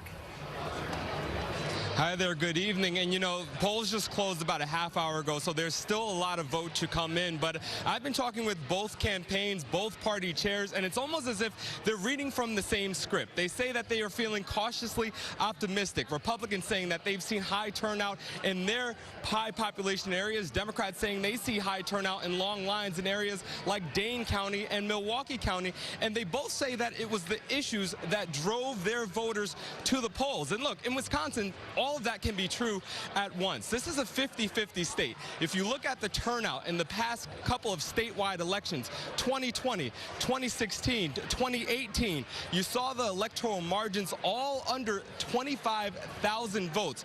Both sides understand that this is going to come out to that election day turnout and who's able to edge out the other at the end of the day. And as we continue to watch these polls results come in, I want to give our viewers a warning in terms of what we see out of Milwaukee. I talked to the director of the Elections Commission there, and one thing that Milwaukee does is they collect all the absentee ballots at once, and then they submit them to the county, and that's when we get that result. So just like we saw in 2020, it is likely that in the highest population part of the state, we will not know a significant amount of that vote until later in the evening. The director says they expect that to come around midnight Eastern time. So a lot of vote to come, but you have both sides saying that a lot of people have been turning out, and they're both cautiously optimistic. All right, Shaq, thank you so much. We have an important Senate race to call at this hour in Colorado. NBC News is projecting that Michael Bennet, the incumbent, will return to office. This is a very interesting result, perhaps an indication, Hallie, again, of the size of the red wave. This is one of those seats that, of course, Republicans were hoping to pick up. The Republican candidate there, Joe O'Dea, running as a moderate, and that race had tightened up. I just talked to him a couple days ago, Joe O'Dea, the Republican candidate in this race, and you know what his biggest messaging was, Savannah? It was economy, economy, economy. I mean, he kept pivoting every question to hit on that. Clearly what he thought was going to be a successful strategy for him, but this is an interesting call, one of the key races that Democrats were watching. So what worked for Bennet? Yeah, like I think if people thought if there was going to be a wipeout, this would be one of the canaries in the coal mine races. But I talked to some Republicans who said, you know, Joe O'Dea went too far in attacking Trump. And he got Trump's attention. Trump attacked O'Dea. He went after him, right. Trump went after him, and that hurt some Republican support. Depressed the Trump vote. Depressed the Trump vote. And he didn't regret it at all, right? He said he's his own man. That was his message. That was his key campaign message, that he was his own man here. And as Chuck points out, clearly that was a turnoff for some of the Republicans in that state. So which maybe leads us to a conversation about election deniers on the ballot. Since that was ceded from former President Trump in the 2020 race. This is a really important point that I think I'm glad we're talking about, because if you look at the races across the country, there are hundreds of people who are election deniers or election skeptics, including 17 candidates who are running for the Senate on the Republican side, who have questioned the legitimate results of the 2020 election. Will not say affirmatively that President Joe Biden won that office legitimately. In the governor's races, you've got 17 governors on the Republican side who are running, who are election deniers or skeptics. Let's talk about the Secretary of State races. I know that's not something we would typically be sitting here at a desk talking about in a midterm cycle. So important, because these are the positions that do the administration of elections wherever you live, in your state, in most states, right, along with the attorneys general. 10 of those Secretary of State positions are election deniers or election skeptics who are running. And here's why this matters, and let me give you one example here. There are 3 states where all 3 statewide races, governor, Secretary of State, and attorney general, the Republican candidates are election deniers or skeptics. 2 of those states are Arizona and Michigan, which will be key in 2024. If these are the candidates who end up winning, and we don't know right now where those races are, that could have a major impact on counting votes come 2024, because these are people who make key decisions. Whatever happens with the economy and the inflation in 2 years, we don't know where we'll be. But these are the people who, if they win, will be in office the next cycle. Hey, can I glasses half full this? Do you know 3 out of 4 Republicans in our exit poll said that they have confidence that the vote's going to be counted fairly? You were surprised by that I number. was surprised it was that high, and I was sort of relieved, to be frank. Because if we had been sitting in a 50-50 Our exit poll said about 63% thought of all Americans thought that President Biden was legitimately the president. And more Republicans still do not accept that result. But overall, about these results, 3 and 4 Republicans said that they expected to be counted fairly. When you look at a state like Arizona, you just mentioned, Which you know well. it's you have a Senate candidate who's an election denier doubter. You have the governor candidate, same thing. The Secretary of State and the Attorney General. It's not a trifecta. It's a quadfecta. Sure. Potentially, if they sweep, and you're talking about a race in Arizona in 2020 that was decided by what, 11,000 votes. If you're talking about lawsuits, right, from, let's say, Democrats, if those Republican candidates do win, if you're talking about changes to voting law, for example, or discussions around, I mean, these are the people who are in those decision-making positions. That's why this matters.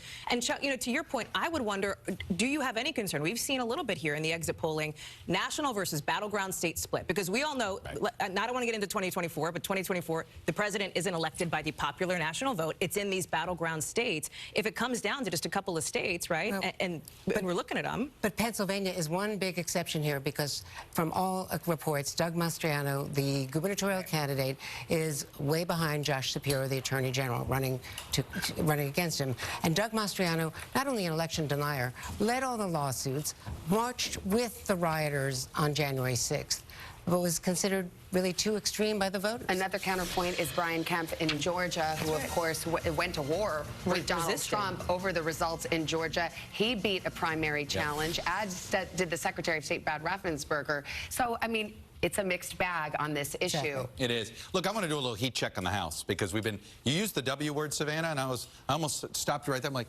you know what? We don't have evidence of the wave yet. That doesn't mean it might not happen, but let me show you. Remember I did my small, medium, and large? Well, here's Virginia 10. We already called it, so we're not looking at a tsunami for Republicans. Virginia 7, Abigail Spanberger, obviously, is one that we've been very focused on here. Look at how close this is, just 3,000 votes, and we have some updated totals in here. We think there's still 22,000 votes, so this is one where we're going to wait till all the votes are counted before we call this race, but already this tells you this may limit the size of the Republican gains because, look, Florida may give them enough for the majority already. They picked up 4 seats in that state. But this tells you something. And let me take you over to Virginia 2 and explain why we haven't called Virginia 2 yet. Okay, here.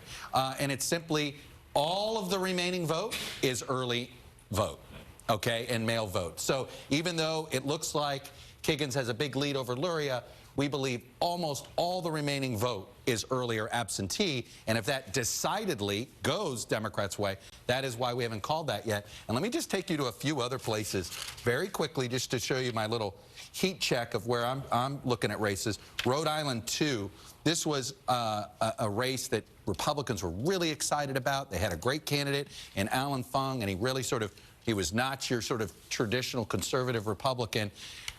This is one that it looks like it's trend. We haven't called it yet, but Magaziner, who is the son of Ira Magaziner, if you remember him during the Clinton administration, Seth Magaziner, the state treasurer, now running for Congress. The point is, I'm not seeing wave yet. What about I'm not saying we won't see it, but I'm not seeing wave. Let me get you some Indiana 1. Because that was one of your first early bellwethers. It was certainly an early bellwether. And, you know, we still got a lot to go here, so we got to wait, but there's not a lot of evidence that Mervan is going to lose this race. We shall see. But like I said, all of the House returns we've seen so far outside of the state of Florida, and the state of Florida looks like it is a killing fields for the Democrats, but it didn't spill over outside the state of Florida so far. It's in the eye of the beholder, though. What is a wave? Oh, to me, a wave was anything over 20 to 20. In the House, right. If they pick up 20 House seats, or north, because, you know, they picked up a bunch of House seats in 20 in their defense. They can get to 230 plus actual members of the House. I think you have to say there was at least a bit of a House wave, if you will, one step above Ripple. Well, you need 5 seats. The Republicans need 5 seats to retake control. They need a Ripple. They need 5 seats to retake control of the House. So, you know, we'll keep our eyes on it. Coming up, what does the vote tonight mean for President Biden? We'll talk to his former press secretary, Jen Psaki, right after this.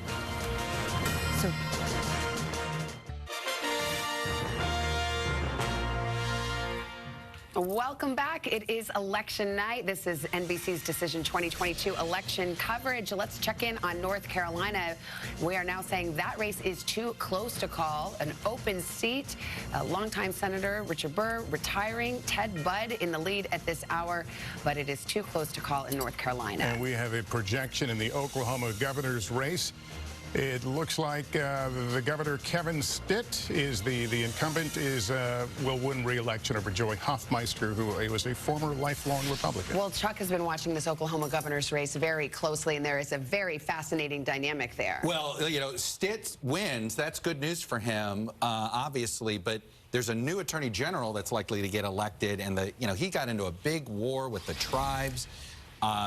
It's very possible he could be under some state investigation, the governor, having to do with some campaign contributions, but it all stems from this big fight he seemed to have with the tribes, who spent millions trying to unseat him, both in the primary and the general, and apparently they're not done with him. Well, Governor Stitt holds on and will serve another term. Jen Psaki served as President Biden's first White House press secretary. She's now an MSNBC host. Jen, good to have you. Thanks for joining us. So if you're in the White House and you're watching those numbers right now, what does it tell you and what do you do? Well, whenever you're in the White House and your party's in power, you're always bracing for impact, Lester, because every time a president is in power and there's a midterm election, almost every time that their party loses seats. And if you look back at Barack Obama's first midterm election, he lost 63 seats. He even called it a shellacking.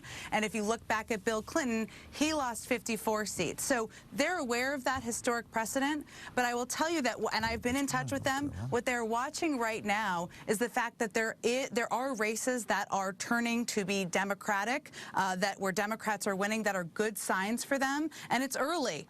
So they're also going to be watching as races start to come in the West Coast as well. Well, if they're watching the exit polls, Jen, your old boss, President Biden, cannot be happy about one of the results.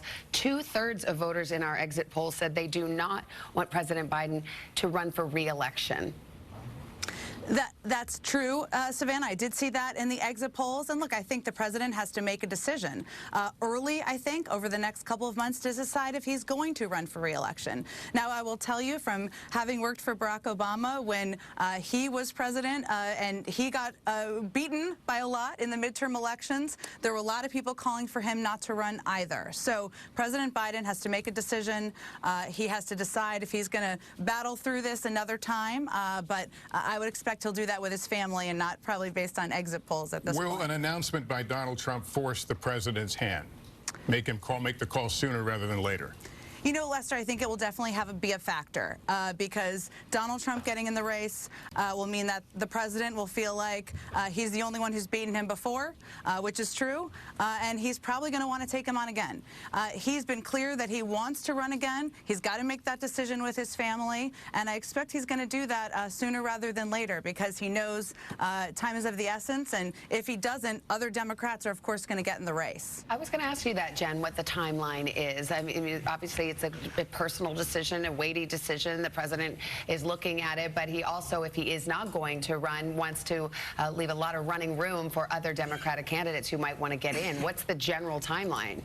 You know, I think, Savannah, he knows that the stakes are very high, especially if former President Trump gets in the race. And I think he's going to have some time with his family over the holidays. He'll have those deep discussions. This is a little bit different from past midterms, though, because Democratic candidates were not running against his record. They were running against Barack Obama's record. They're running on his record in many cases, but he does have to make the decision about whether he's going to go through another election cycle at a time when Republicans have been clear that if they take power in the House, they're going to focus on investigations and impeachment. So it's a very personal decision, but I know he knows he needs to make it sooner rather than later, and we'll see. It's a personal one for him. All right, Jen Psaki, good to have you on. Great Thank to you. be here. Coming up, we're going to have more exit polling from Tom Yamas on how issues like crime and abortion played out in today's vote.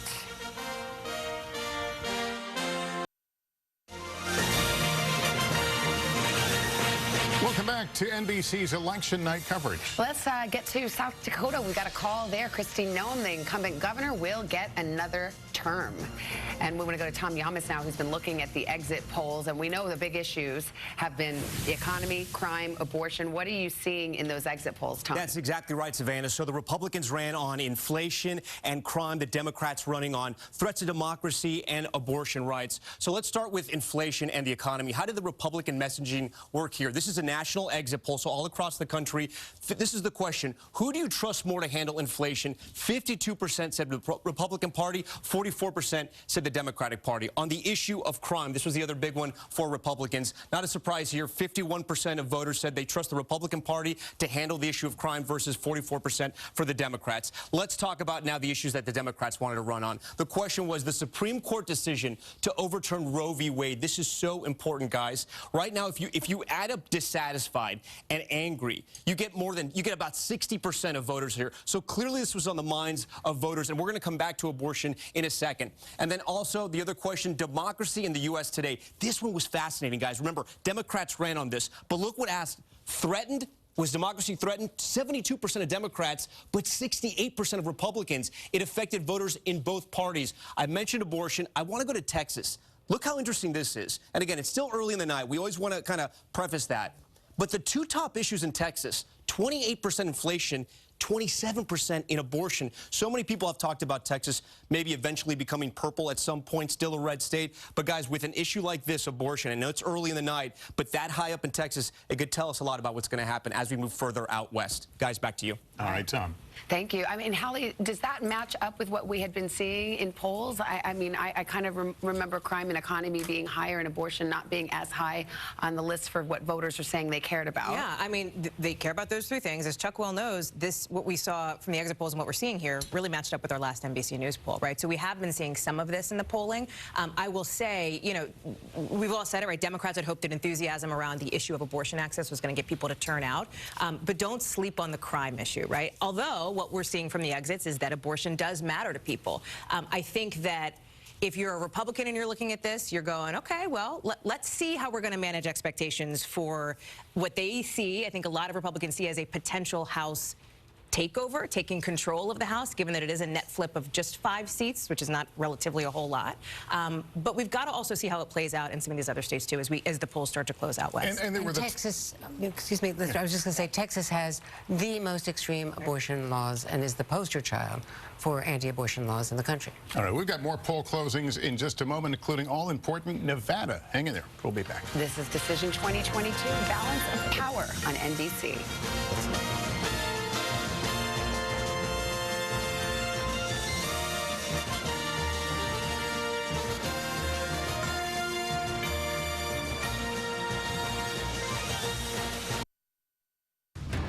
Covering the races that impact you.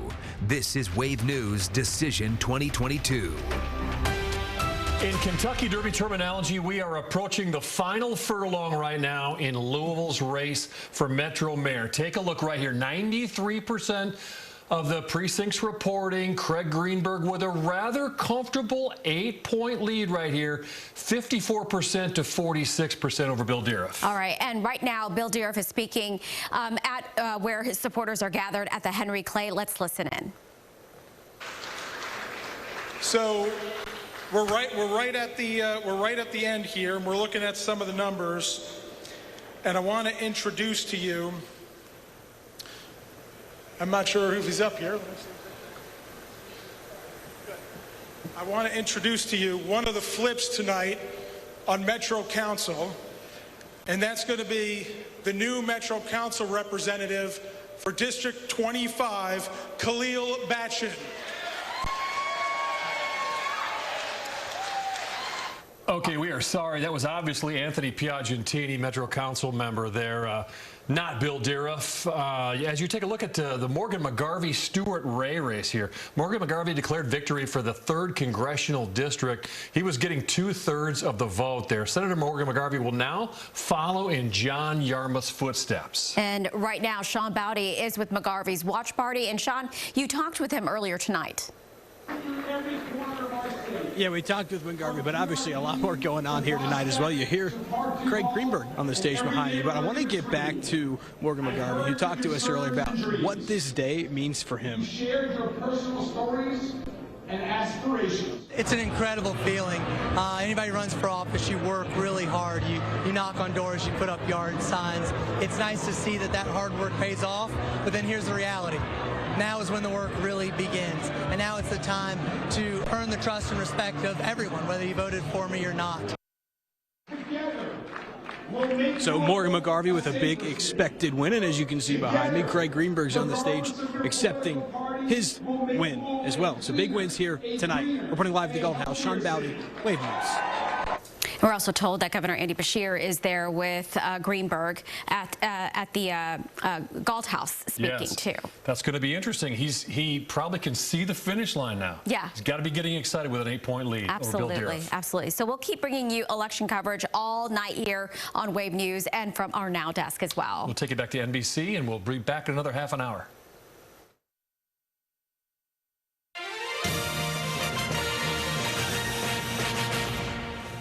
Hi, everybody. Great to have you along with us on NBC News for coverage of the 2022 midterm elections. It's been quite a night already. Yeah, and the polls have just closed in Montana, Nevada. That's a biggie. Utah, although residents in that state vote only by mail. We're just an hour away from poll closings on the West Coast. So why don't we run you through what we have so far in Utah. We're calling that one too early. This is the Utah Senate, too early between Mike Lee and Evan McMullen. Remember, the Democrats didn't put a candidate in this race. They're backing McMullen. This is Nevada, closely watched. The economy, huge issue there. Catherine Cortez Masto, the Democrat. Adam Laxalt, the Republican, too early to call. And Louisiana Senate, we've got a projection there. John Kennedy will win easily.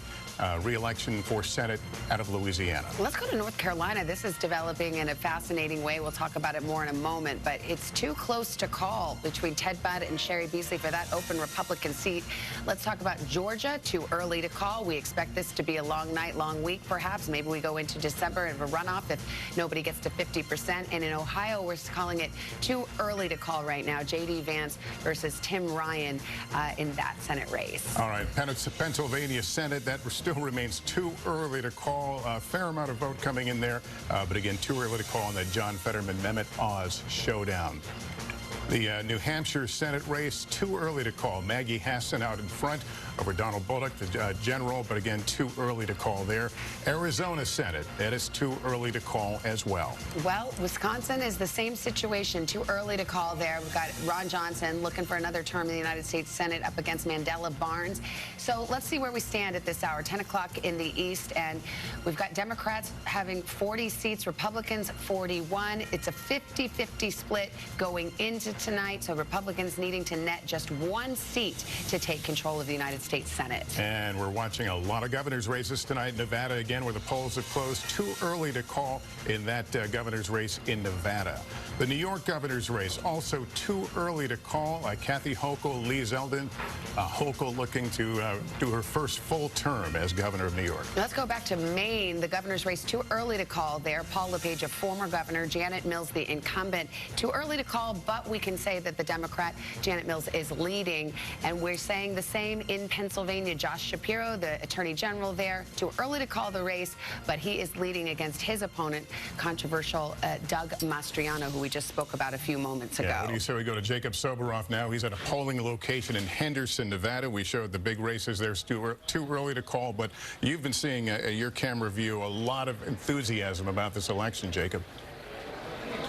Lester, honestly, it has not stopped. And last time I talked to you, I think the tally was around 2,000 people had voted at this location. It's up to almost 2,500 on last check. And actually, they were telling me it's quite interesting. You can take the high shot if you want and take a look down at what's going on. Part of the reason that you see kind of a crush of people down here right now is that there were 8 printers that ran out of paper at this location, and they had to call the central warehouse that runs the elections here and had to bring all that paper over here to continue the process, because while you vote on electronic machines, all of them are backed up with paper records of what those ballots cast ultimately were. I'd also love to show you, if we have a second, I want you to bring you over here and show you the end of the line, because when I talked to you guys last, I'm pretty sure that the line doubled back twice.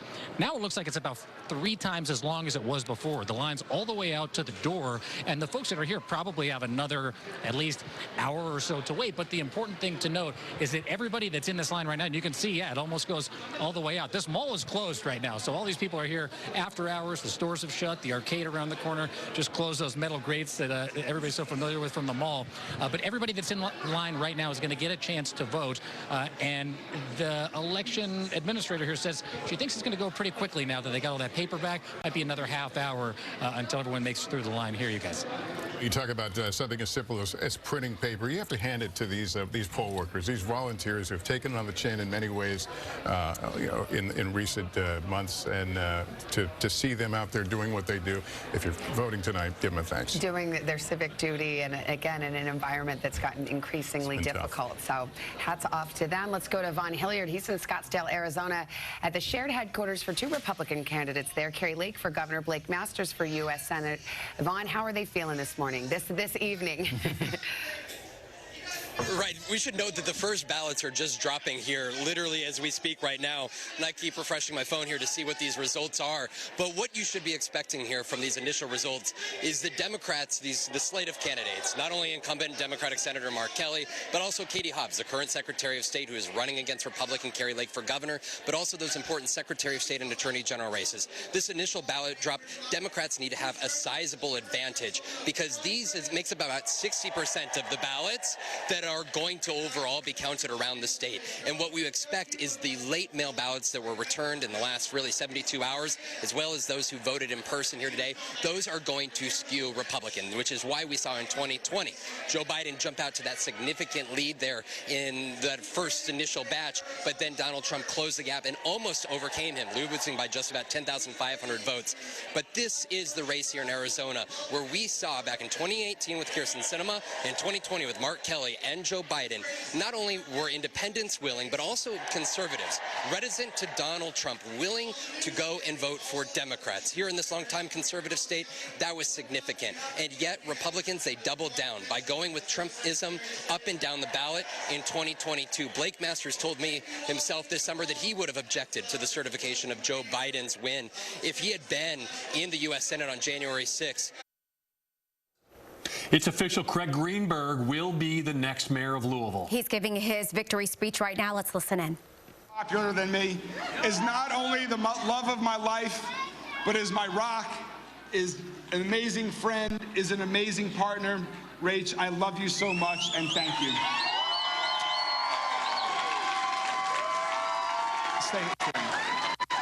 Together, we overcame great odds to win. We rebounded from incredibly challenging experiences stronger than ever, with a greater understanding of the challenges of our city and a resolve to do new things in new ways with a sense of urgency that our city has never experienced. So tonight, let's celebrate these victories. Tomorrow, it's back to work. I'm honored and humbled to be your next mayor, and I'm excited to work with each and every one of you here tonight and everyone across our entire city and state to move Louisville forward in a new direction. Thank you all so much.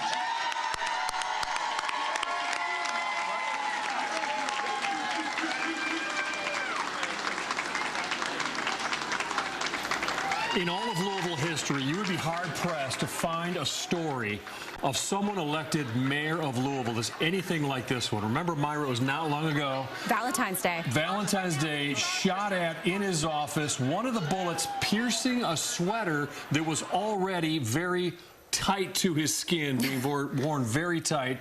Must have missed him by millimeters, his body itself. And from there, he had to sweat out a tight race. Many people thought it would be even tighter than it was. Hal Heiner only lost by 7,000 votes to Greg Fisher in 2010.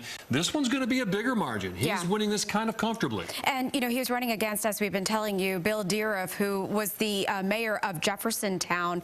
And we have not had a Republican mayor in a very long time here. Since 1969, Bill Deeroff was hoping hoping to change that, trade in his hat from the Jeffersontown mayor to Louisville mayor. But Craig Greenberg showing up on top. You can see folks there behind him. Andy Beshear is there at the Galt House, and Lieutenant Governor Jacqueline Coleman was also standing there behind him during his victory speech. And, you know, he's a longtime business person here in our community. Yeah, the mogul of 21C 21C. hotels. And one interesting footnote to this whole thing, if you check, the last time I checked anyway, the guy who allegedly shot at him, Quintez Brown, also on the ballot, because you're innocent until proven guilty in this country, on the ballot for District 5. Last time I checked, he had 712 people had voted for the guy who's now behind bars for allegedly shooting at the guy you are looking at, who is elected the next mayor of Louisville. And Craig Greenberg also made that a big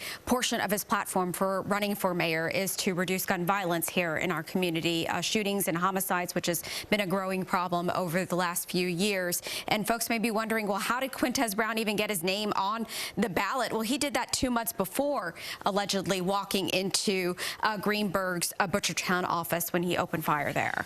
Okay, we're going to wrap things up and send it back to NBC. As you can see, just utter joy on the face of Craig Greenberg tonight, next mayor of Louisville after many, many years here, 12 years of Greg Fisher. We'll be back with NBC, and then we'll be back to join you in about 15 minutes with another cut-in.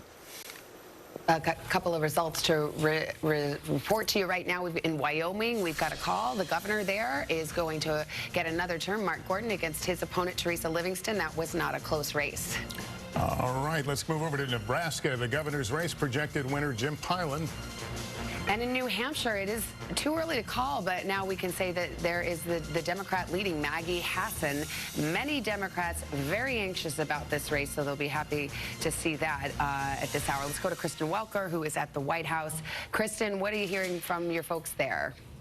Well, Savannah, they're watching what's happening in New Hampshire for one, and they are encouraged by that. And I can tell you the overall mood here right now at this hour seems to be moderately encouraged by some of what they are seeing. President Biden reaching out to some of the winners. Let me tick through who those are. Democratic Governor-elect Maura Healey of Massachusetts, Senator-elect Peter Welch of Vermont, and Governor Jared Polis of Colorado. The other thing that is giving them some measured optimism, and I stress it is measured optimism, are some of the early exit polling, what Tom has been ticking through around the issue of abortion. So they point to that as a potential bright spot when it comes to turnout. It's still obviously very early, so they're not drawing any broader conclusions at this hour.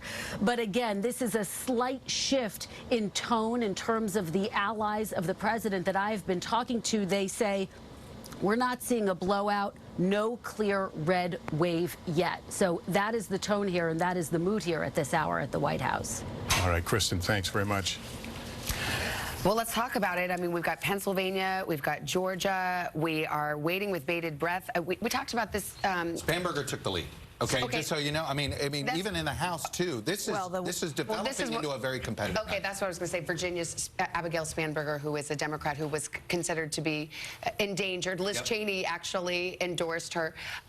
But is there a possibility we don't know who controls the House by the end of tonight? Everything I'm looking at, and I've been through a lot, and everything we've been looking at, I'd be surprised if we felt comfortable being able to project a definite Republican take over the House tonight, because we just don't have all these West Coast races in fairness. That doesn't mean they couldn't end up gaining. You know, we saw it took us 3 weeks to get to 40 seats in 2018. We're not saying that, but everything we're seeing on the East Coast, election day voting for Democrats was higher than expected, and that is making our models say, hey, this isn't a done deal yet for ours. But what has happened down the stretch that would suddenly bring in a same-day The big thing to me is Donald Trump. I mean, the big thing that was different this last weekend versus every other weekend in October is that Donald Trump suddenly was front and center, dangling the presidential race and all of this. Again, what else moved? You know, nothing else was moving Democrats, and then this last weekend it shifted. You can't help but ask yourself, because again, when Trump was front and center for the party in August and September, remember, that's when Democrats are talking about, hey, they can hold the House. We were talking a little bit earlier about events. There are always events leading up to election, but the abortion ruling, Supreme Court ruling, happened in June. The January 6th committee, for the large part, kind of hung up their July. investigation. July, Yeah. you know, the public part of the investigation.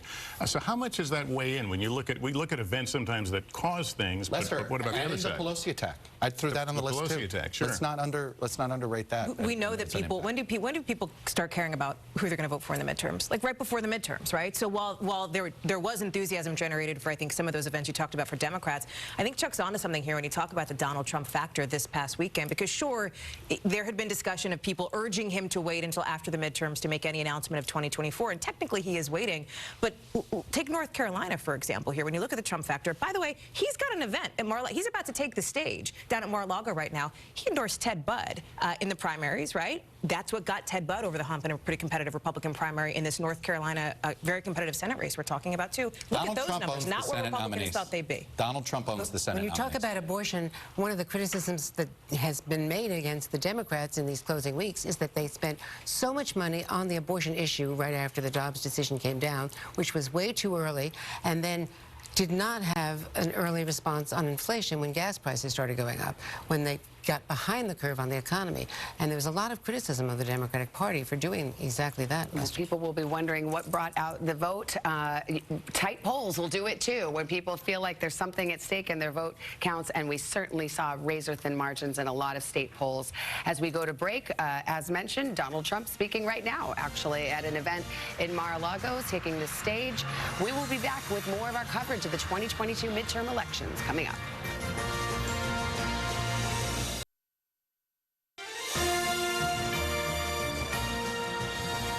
Welcome back to election night. Let's get to some results. We're looking at this race very, very closely. The Georgia Senate race now being characterized as too close to call. Since we just saw a 64-vote margin a few minutes ago, I think that seems appropriate. 748. Okay, so we're at 748. It's too close to call. Yeah. All right, in the Illinois Senate, Tammy Duckworth reelected for another term as a senator from Illinois. And here's where the Senate stands at this hour, 41-41.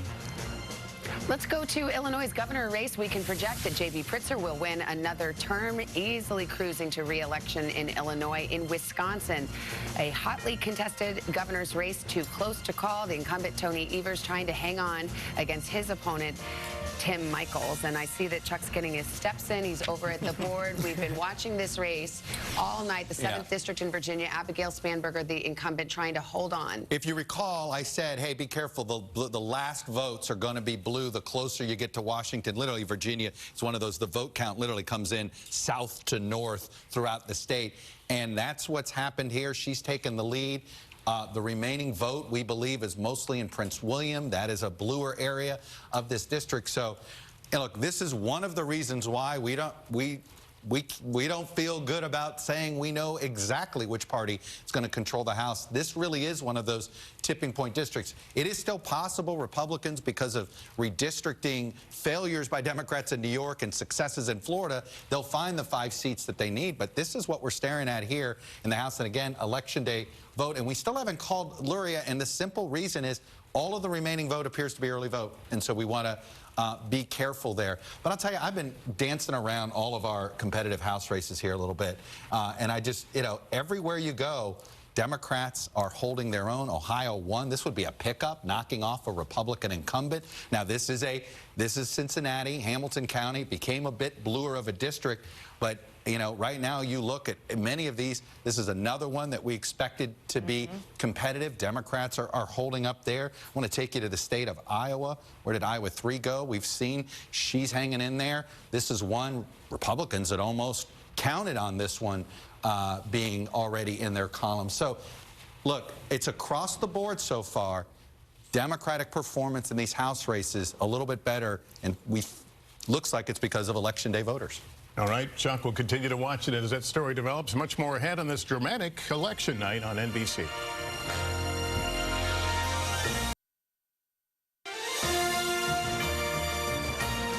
All right, let's take a look at the Iowa governor's race right now. And NBC News projects that Kim Reynolds will win another term in that race. Let's bring in Brendan Buck. He served as a top advisor to the last 2 Republican House speakers, Paul Ryan and John Boehner. Hi, Brendan. Been there, done that. We know that. How are you feeling about the results we've seen so far in the House? Yeah, it's clear that Democrats are coming out. They're not sitting this one out, which is great. We are a very polarized country. We're a very closely divided country, and clearly Democrats are engaged just like Republicans. I still think this is going to be a good night for Republicans. I still think they are going to take the House, and Kevin McCarthy is going to be the next speaker. I think we don't need a big night, right? We were very successful in 2020. Only need 5 seats to take back the majority. Only need, I would say, maybe 15 for a healthy, governable majority, and that still seems very on track. There are about 12 seats where Democrats retired in districts where Joe Biden only won in single digits that are still on our target list. So there's a lot of opportunities that are still out there, and I think narratives can continue to shift throughout the night. But clearly this is going to be close, and there were some stretch races that may just be that, long shots that may not turn out. Let me ask you about a place you know well, and specifically the Georgia Senate race there. Explain that one to us. Yeah, I'm still looking in the metro Atlanta area. This was what we saw in 2020, where it looked early on like Donald Trump was going to win, but there are still hundreds of thousands of votes out there. And so what looks like potentially a chance for Herschel Walker to get over that 50% threshold, I'm a little skeptical to say he's going to be able to get there. There are a lot of people who just think in Georgia they are solid Republicans, but Herschel Walker is just a bridge too far for them. And when the margin is this narrow, that could be just enough to keep him below 50%, and we may be going into December. Brendan, we just have a few seconds left, but what's your take on the Trump effect? He came out big this weekend, campaigned, teased, dangled the idea that he's going to run for 2024. Do you think that had an effect one way or the other? Yeah, I think Chuck's onto something. I mean, we're going to have to look back at this race for a long time afterwards to dissect exactly what happened. But usually when Donald Trump is on the stage, it is not very good news for Republicans down ballot. And maybe that's what we're seeing a little bit tonight. All right, Brendan Buck, who former assistant to House Speaker Boehner and House Speaker Ryan, thank you for your time. Appreciate it. We've got much more ahead on this crucial election night. This is Decision 2022, Balance of Power on NBC. Covering the races that impact you. This is Wave News Decision 2022. Well, the biggest story here at 10:26 is Craig Greenberg. He's going to be the next mayor of Louisville. And Greenberg declared victory just a few minutes ago, and this is what he had to say. As we ran through every corner of our city, from PRP to Prospect to Park Duval and every neighborhood in between, I've heard your concerns and dreams. You've shared your personal stories and aspirations. We've prayed and we've laughed.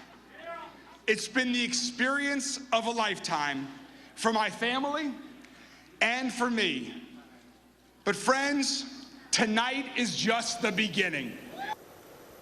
All right, so let's take a look at the numbers for that race. You can see Craig Greenberg with 52% of the vote, 142,035 votes, and 134 with Bill Deeruff. And his opponent, Bill Deeruff, just wrapped up his concession speech, and we're going to hear more from him coming up at 11. Okay, Kentucky Amendment number 1 on the legislative session here. If Amendment 1 passes, it would let lawmakers call themselves into a special session, not having the governor do that. Kentucky's one of just 14 states where only the governor can call a special session. So let's take a look at the numbers here, and the no votes outnumbering the yes votes, 52% to 48%. That is getting closer as the night goes on, and as you can see, that's only 56% of the vote that's in. All right, and another big reason why a lot of folks went to the polls today is Amendment 2, the no right to abortion. So Amendment 2 will determine whether or not the state of Kentucky can implement laws restricting the right to abortion. And as you can see there, with 74% of the precincts reporting, 54% voted no, and 46 have voted yes. Let's get to the Bullitt County Sheriff's race here. A wide margin for the incumbent, Walt Scholler, over Brian Greenwell, clearly going to win that race. And Shepherdsville has a new mayor. Let's take a look at that. Jose Cubero with 46% of the votes against Stacey Dawson-Klein and Lisa Carter. Jeffersontown Mayor, now that Bill Deere, a friend for Louisville Mayor, you can see here Carol Pike, Ray Perkins, both had served in city government, but Carol Pike rolling away with this with 63% of the votes. All right, and we're going to have more on all of the races coming up at 11. We'll see you then.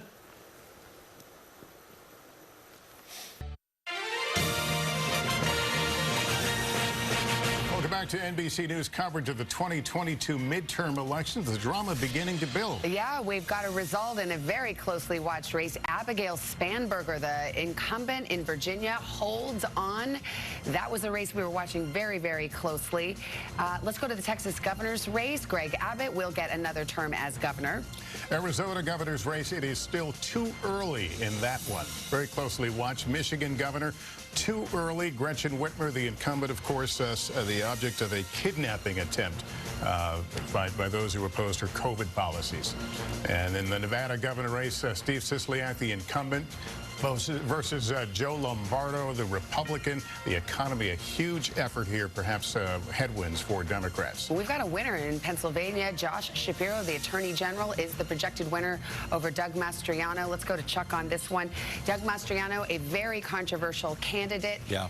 And Josh Shapiro has been able to open up this lead that we have not seen when it comes to the Fetterman-Oz race. We have, and I'm going to get there in 2 seconds. I just want to show you with all counted with Spanberger, it's important. She's at the Biden number. And it just tells you there's always been, are we looking at a rerun of 2020?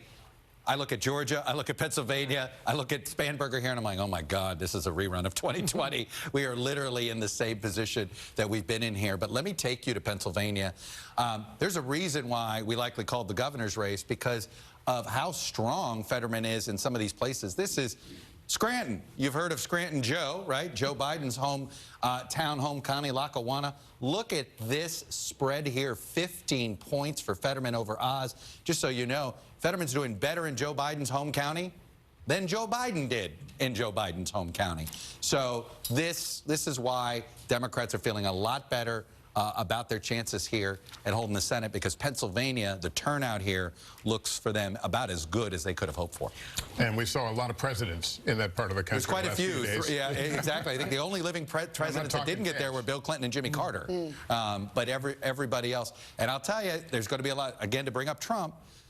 A lot of people wondered, boy, Dr. Oz had done a good job for about a month sort of distancing himself from the right wing of the Republican Party, and they thought he was making progress in the Philly suburbs, and then he did a rally with Trump and Mastriano in the final weekend of the campaign. Can we talk about actually that very issue, which is the choice of Mastriano in the Republican primary and the effect that that had? I was out there covering those races, and Mastriano was Trump's choice and beat a very solid Republican primary opponent.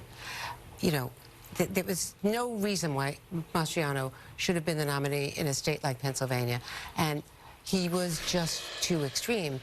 He was the January 6th marcher, you know, with the rioters. He was leading the election count, all of those lawsuits. And the anti-Semitism in this race was just extraordinary.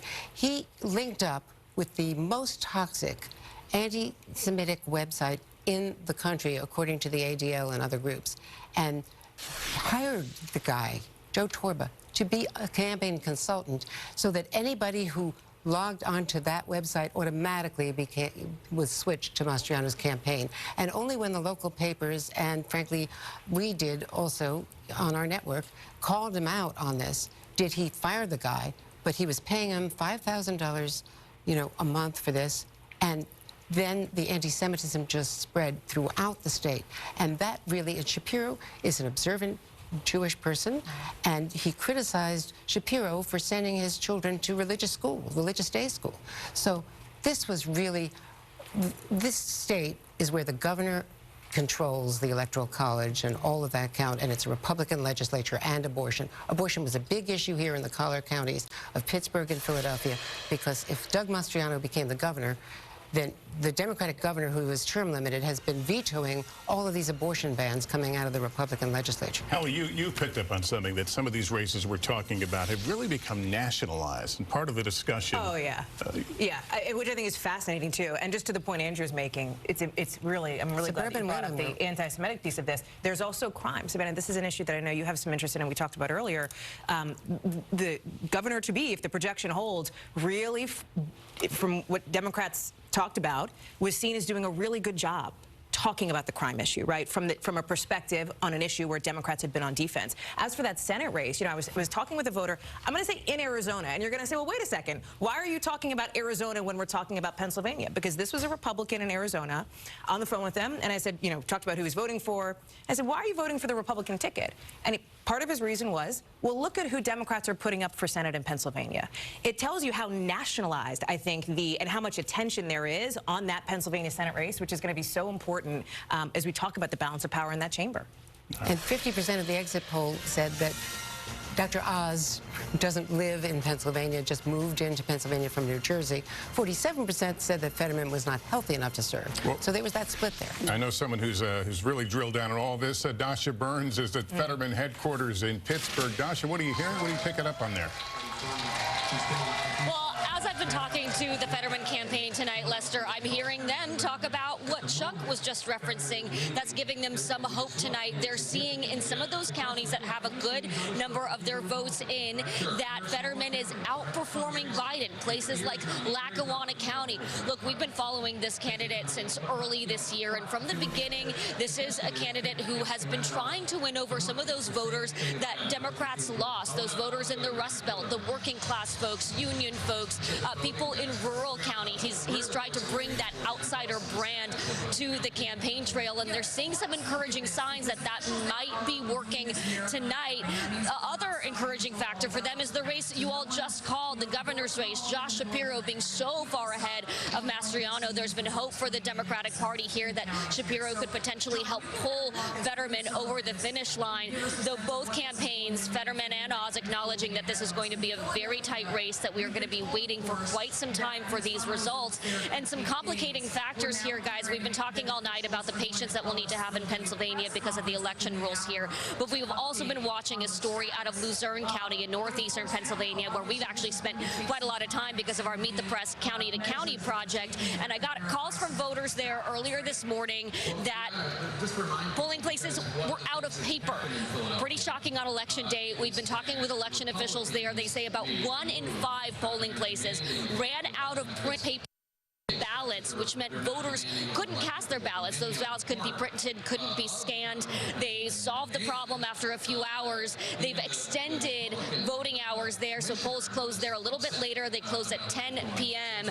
It's one county, but in a race that is likely to be very, very tight here, it could really matter. And certainly, as I've been talking to officials, they worry that that's going to sort of stoke some of those fears around election integrity, stoke some of those concerns and the mistrust that folks might have in the system. Nothing nefarious happening here, just an election day hiccup, guys. All right, Dasha, thank you. Dasha's taken up residence in Pennsylvania these last few weeks. Rahima Ellis is in Philadelphia at a vote counting location. Hi, Rahima. Hi there. I want to tell you that this place behind me, that is where the work is going on right now. I want to take you inside so you can see what it looks like. It's actually a very cavernous place, and people are spread out there, literally taking these ballots out of the envelopes, absentee as well as mail-in ballots. They're smoothing them out, and then they are scanning them. What I can tell you right now, or what we're hearing about some numbers of being counted, it is about 160,000 in-person votes that they have counted, and in this processing center, where it is mail-in and absentee ballots, we understand about 65,000 have been counted. So you add those two numbers, it comes up to about 225,000.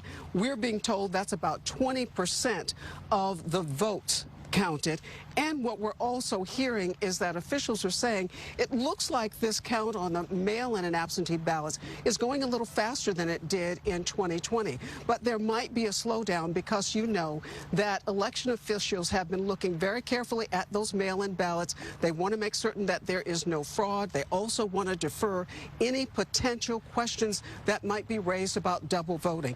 In addition, you know that the Democrat for Senate, John Fetterman, joined a lawsuit lawsuit that was coming out of here and filed with the federal government. He joined with other Democrats to say they want to make certain that any invalid dates on the envelopes of mail-in ballots would not disqualify those ballots, because mail-in ballots are very important to everybody. They're particularly important to the Democrats, because one of the things that they're hearing is that of 1.4 million mail-in ballots that were requested in this area, 70% of those came from Democrats. So it's very important to them that they get this count in here right. Guys, back to you. All right, Rahima Ellis at a vote counting location in Philadelphia. Let's do some results. We can call Missouri's Senate race. Eric Schmidt prevails in that race. That was a hotly contested primary. He cruises to victory in Missouri. Let's go to Iowa. Chuck Grassley, 89 years old, wins an 8th term in the United States Senate. For a moment, this looked competitive, but Grassley pulls it out. Here's what the Senate looks like right now at this hour. Republicans with a two-seat majority right now. Again, this is where we are at this moment, 16 undecided.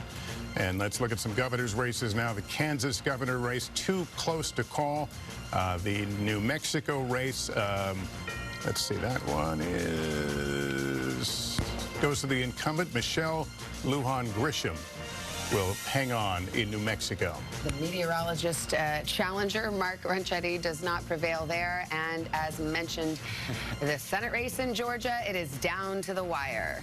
I guess Al Roker might be mad that I mentioned the meteorologist, but we always find it interesting. We have a lot of former newscasters and TV anchors and as candidates around the country. Let us go to Ellison Barber. She's at Walker headquarters in Atlanta. Hey, Ellison, what are you hearing?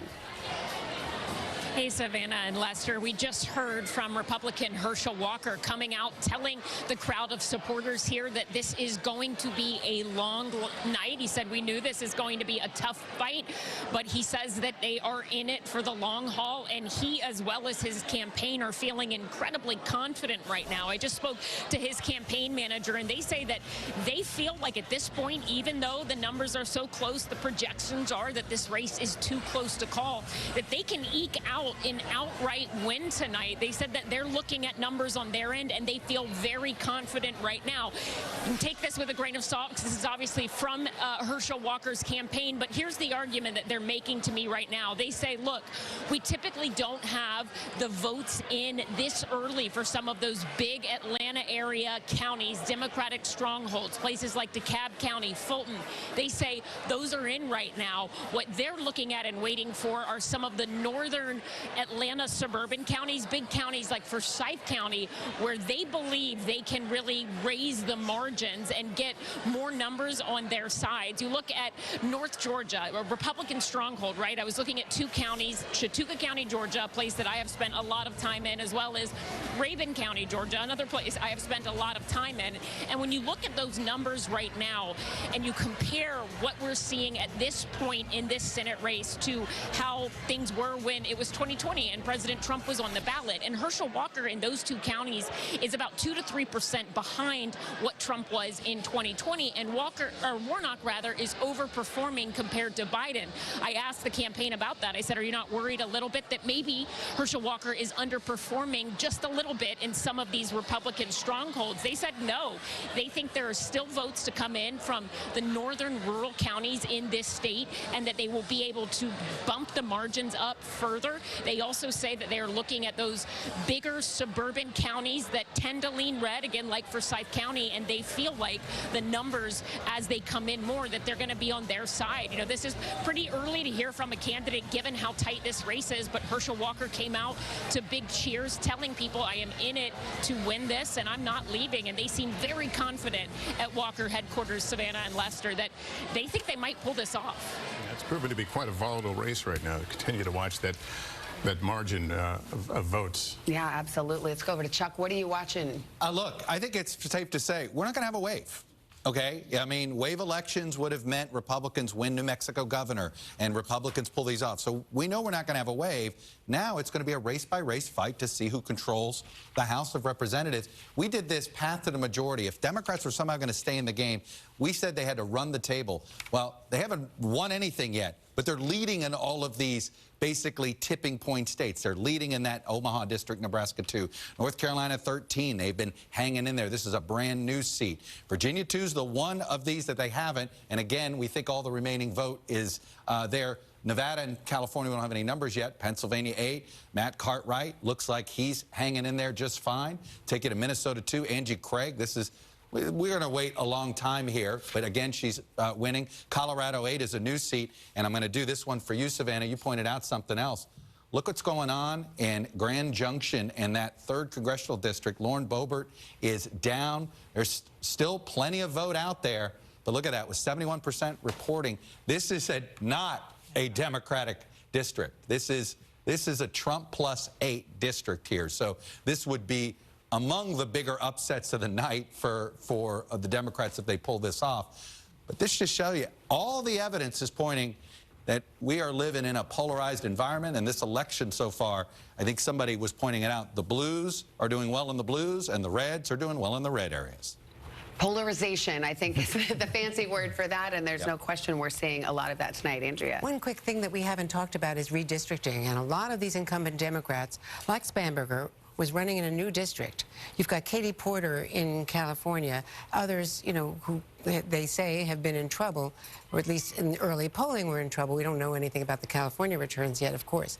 But here you had Spanberger, Sean Patrick Maloney, the head of the DCCC, sort of chose the district that he wanted to run in because he was redistricted and was going to have to compete against a fellow Democrat. So a lot of these Democrats who've been so vulnerable and have really had to fight, as you saw at Spanberger, really had all new voters to campaign again. It's an interesting question. You know, every 10 years, as we know from our civics classes, they redraw the congressional districts. There's my favorite political term, gerrymandering, where parties try to draw the districts in the most favorable way. And when you look at it, Hallie, between the Republicans and the Democrats, can you say that one party or the other did better in the every decade redistricting? It feels like this time Republicans did better, right? Because they had more Republican legislatures who do it. That's right. It's the state house races, right? We talk about, listen, yes, politics is national, but all politics still is local, right? And so these state house races matter for this very reason, and that's why these statewide races matter. Republicans, and Chuck well knows this, had the advantage going into tonight because of the redistricting and because of, you know, the gerrymandering that had happened here. And so that is why it is so interesting. And Lester, you said it, the drama of the evening, like that is part of the reason why it does feel dramatic at the moment. Guess who will get credit if the Republicans only get the House by about 5 to 10 seats? Ron DeSantis. He jammed through a new House map. It gave them 4 House seats that they didn't think they were going to have. Ron DeSantis might be the hero of the night for the Republicans, while Donald Trump might be the guy that suddenly spurred Democratic turnout. Can I just say one more thing? Put those little two things together just tonight. Just context-wise here, because one of our guests, Brendan Buck, said this. Sure, Republicans don't need to win by a whole bunch, but it sure makes governing easier for a potential House Speaker Kevin McCarthy if the margin is more than 15 or so, because there are people in his caucus who could make life difficult for him. That's why this matters, right? What the margin is. But does the Lauren Boebert loss, if that happens, actually help a McCarthy? That's something I'm just curious about. If he gets because that's always been the fear. He gets it only with a few votes, and then he's basically held hostage by the farthest right member. They may not have a governing majority, but just winning, they take over those committees. You have Jim Jordan in charge of Judiciary. You have all of those impeachment threats, and of course the end of the January 6th investigation.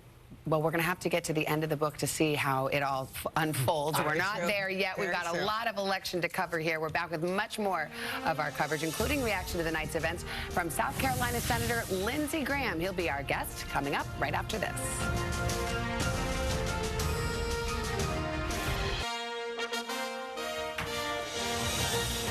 Welcome back to our election night coverage here on NBC. We've got some more results we can share with you. The New Hampshire Senate race. We can tell you that Maggie Hassan, the Democrat, will hang on to defeat General Don Bolduc. And let's go to Connecticut. Richard Blumenthal gets another term in the United States Senate. And let's see where we are at this hour with the Senate breakdown. 43 seats to 43 seats. If you wanted a tight election, well, your wishes came true. We want to welcome in Republican senior senator from South Carolina, Lindsey Graham. Hi, Senator. Nice to see you. Thank you. Well, we just I didn't want a tight election. You didn't. Well, you're getting one. And I mean, let's talk talk about... listen, go ahead. No, well, I was just going to say, let's talk about New Hampshire, because here's one where Republicans were feeling kind of good recently. Sure. But you do have General Bolduc, who it was controversial, election denier from that wing of the party. How are you reading these tea leaves? If you run that far behind your governor candidate, you probably made a mistake. So, General Bolduc served his country well, but, Sununu won big. Bolduc, we wouldn't talk about what we should have done, I guess, but definitely not a Republican wave, that's for darn sure. I was in charge of Guam, so I want to take credit for that. Congratulations. We won Guam, which I thought was big. 1993 is the last time we were in Guam. I think, I think we're going to be at 51, 52 when it's all said and done in the Senate. Well, let's talk about the Donald Trump effect. There have been a couple of conversations around this table as it's become apparent there's not going to be a wave here. And the question of whether his appearances along the way have actually hurt Republicans. Do you give that any credence? Not really. I think it was a referendum on Biden. If we take back the House and we get the Senate majority, that's a very good night. A wave would have been like New Hampshire and Colorado. So, you got hats off to the Democrats. They perform well in a lot of these swing districts. A couple of days from now, we'll know better. But at the end of the day, guys, if we take the House and the Senate, we're going to have to sit down as a country and figure out what to do with it. Some unsolicited advice to President Biden: if we do take the House and we do take the Senate, let's all go to the border and see if we can find a way to fix it. I've got a bill with Elizabeth Warren, believe it or not, to regulate social media, and maybe we could do something in energy, in the energy space. So if it's a divided government, maybe something good can come of it. I want to just mention that we have a result in the Ohio Senate race. J.D. Vance just won, Republican, beating Tim Ryan, the Democratic congressman. So we've got a result there. Let's keep talking, Senator Graham, while we have these moments together. There's the Trump wing of the party. There's the DeSantis vein of the party. DeSantis having a very good night. We don't know yet how it will characterize Trump's night. Let me tell you what President Trump said today to an interview about Ron DeSantis. He said it would be a mistake if DeSantis won, and he said ran for president. And he said, and if he did, Trump said he would say things about him that won't be flattering, and said, I know more about him than anybody. How does this sit with you? Take it for what it's worth. Here's what I think. President Trump, if he announces next week, which I think he's likely to do, will have about 6 months to himself. Ron DeSantis can't announce for president on Valentine's Day. He's got to be governor for a while. So President Trump has a chance to get a wall of money, a mountain of support, and close this thing out. And if he fails to do that, I think a lot of people will run. But he'll have his shot 4 or 5 months where it's pretty much his field by himself. Would you we'll see how he does. Would you expect President Biden to throw his hat in early if Donald Trump goes? I don't know. It depends on what happens tonight. If Biden doesn't run, who do you replace him with? President Trump has bags. He has assets. I don't know how you replace President Biden if he... that's their problem, not ours. We've got plenty of problems. But I think tonight's going to be a very good night for Republicans if we take the House by a governing majority. Y'all made a good point. I said 25 House seats and 52 Senate seats. I think we're going to be short of 25 and maybe at 51. So it's not a wave for sure, but I think it'll be a very good night. All right, Senator Graham, thanks for being with us. Thank you very much. We're back with more coverage of election night right after this. Well, I think we said it before we started as a divided nation, and where are we right now? It looks like a divided nation still. And we promised a long night, and we are delivering on that promise. Our coverage continues. Top of the hour when we come back.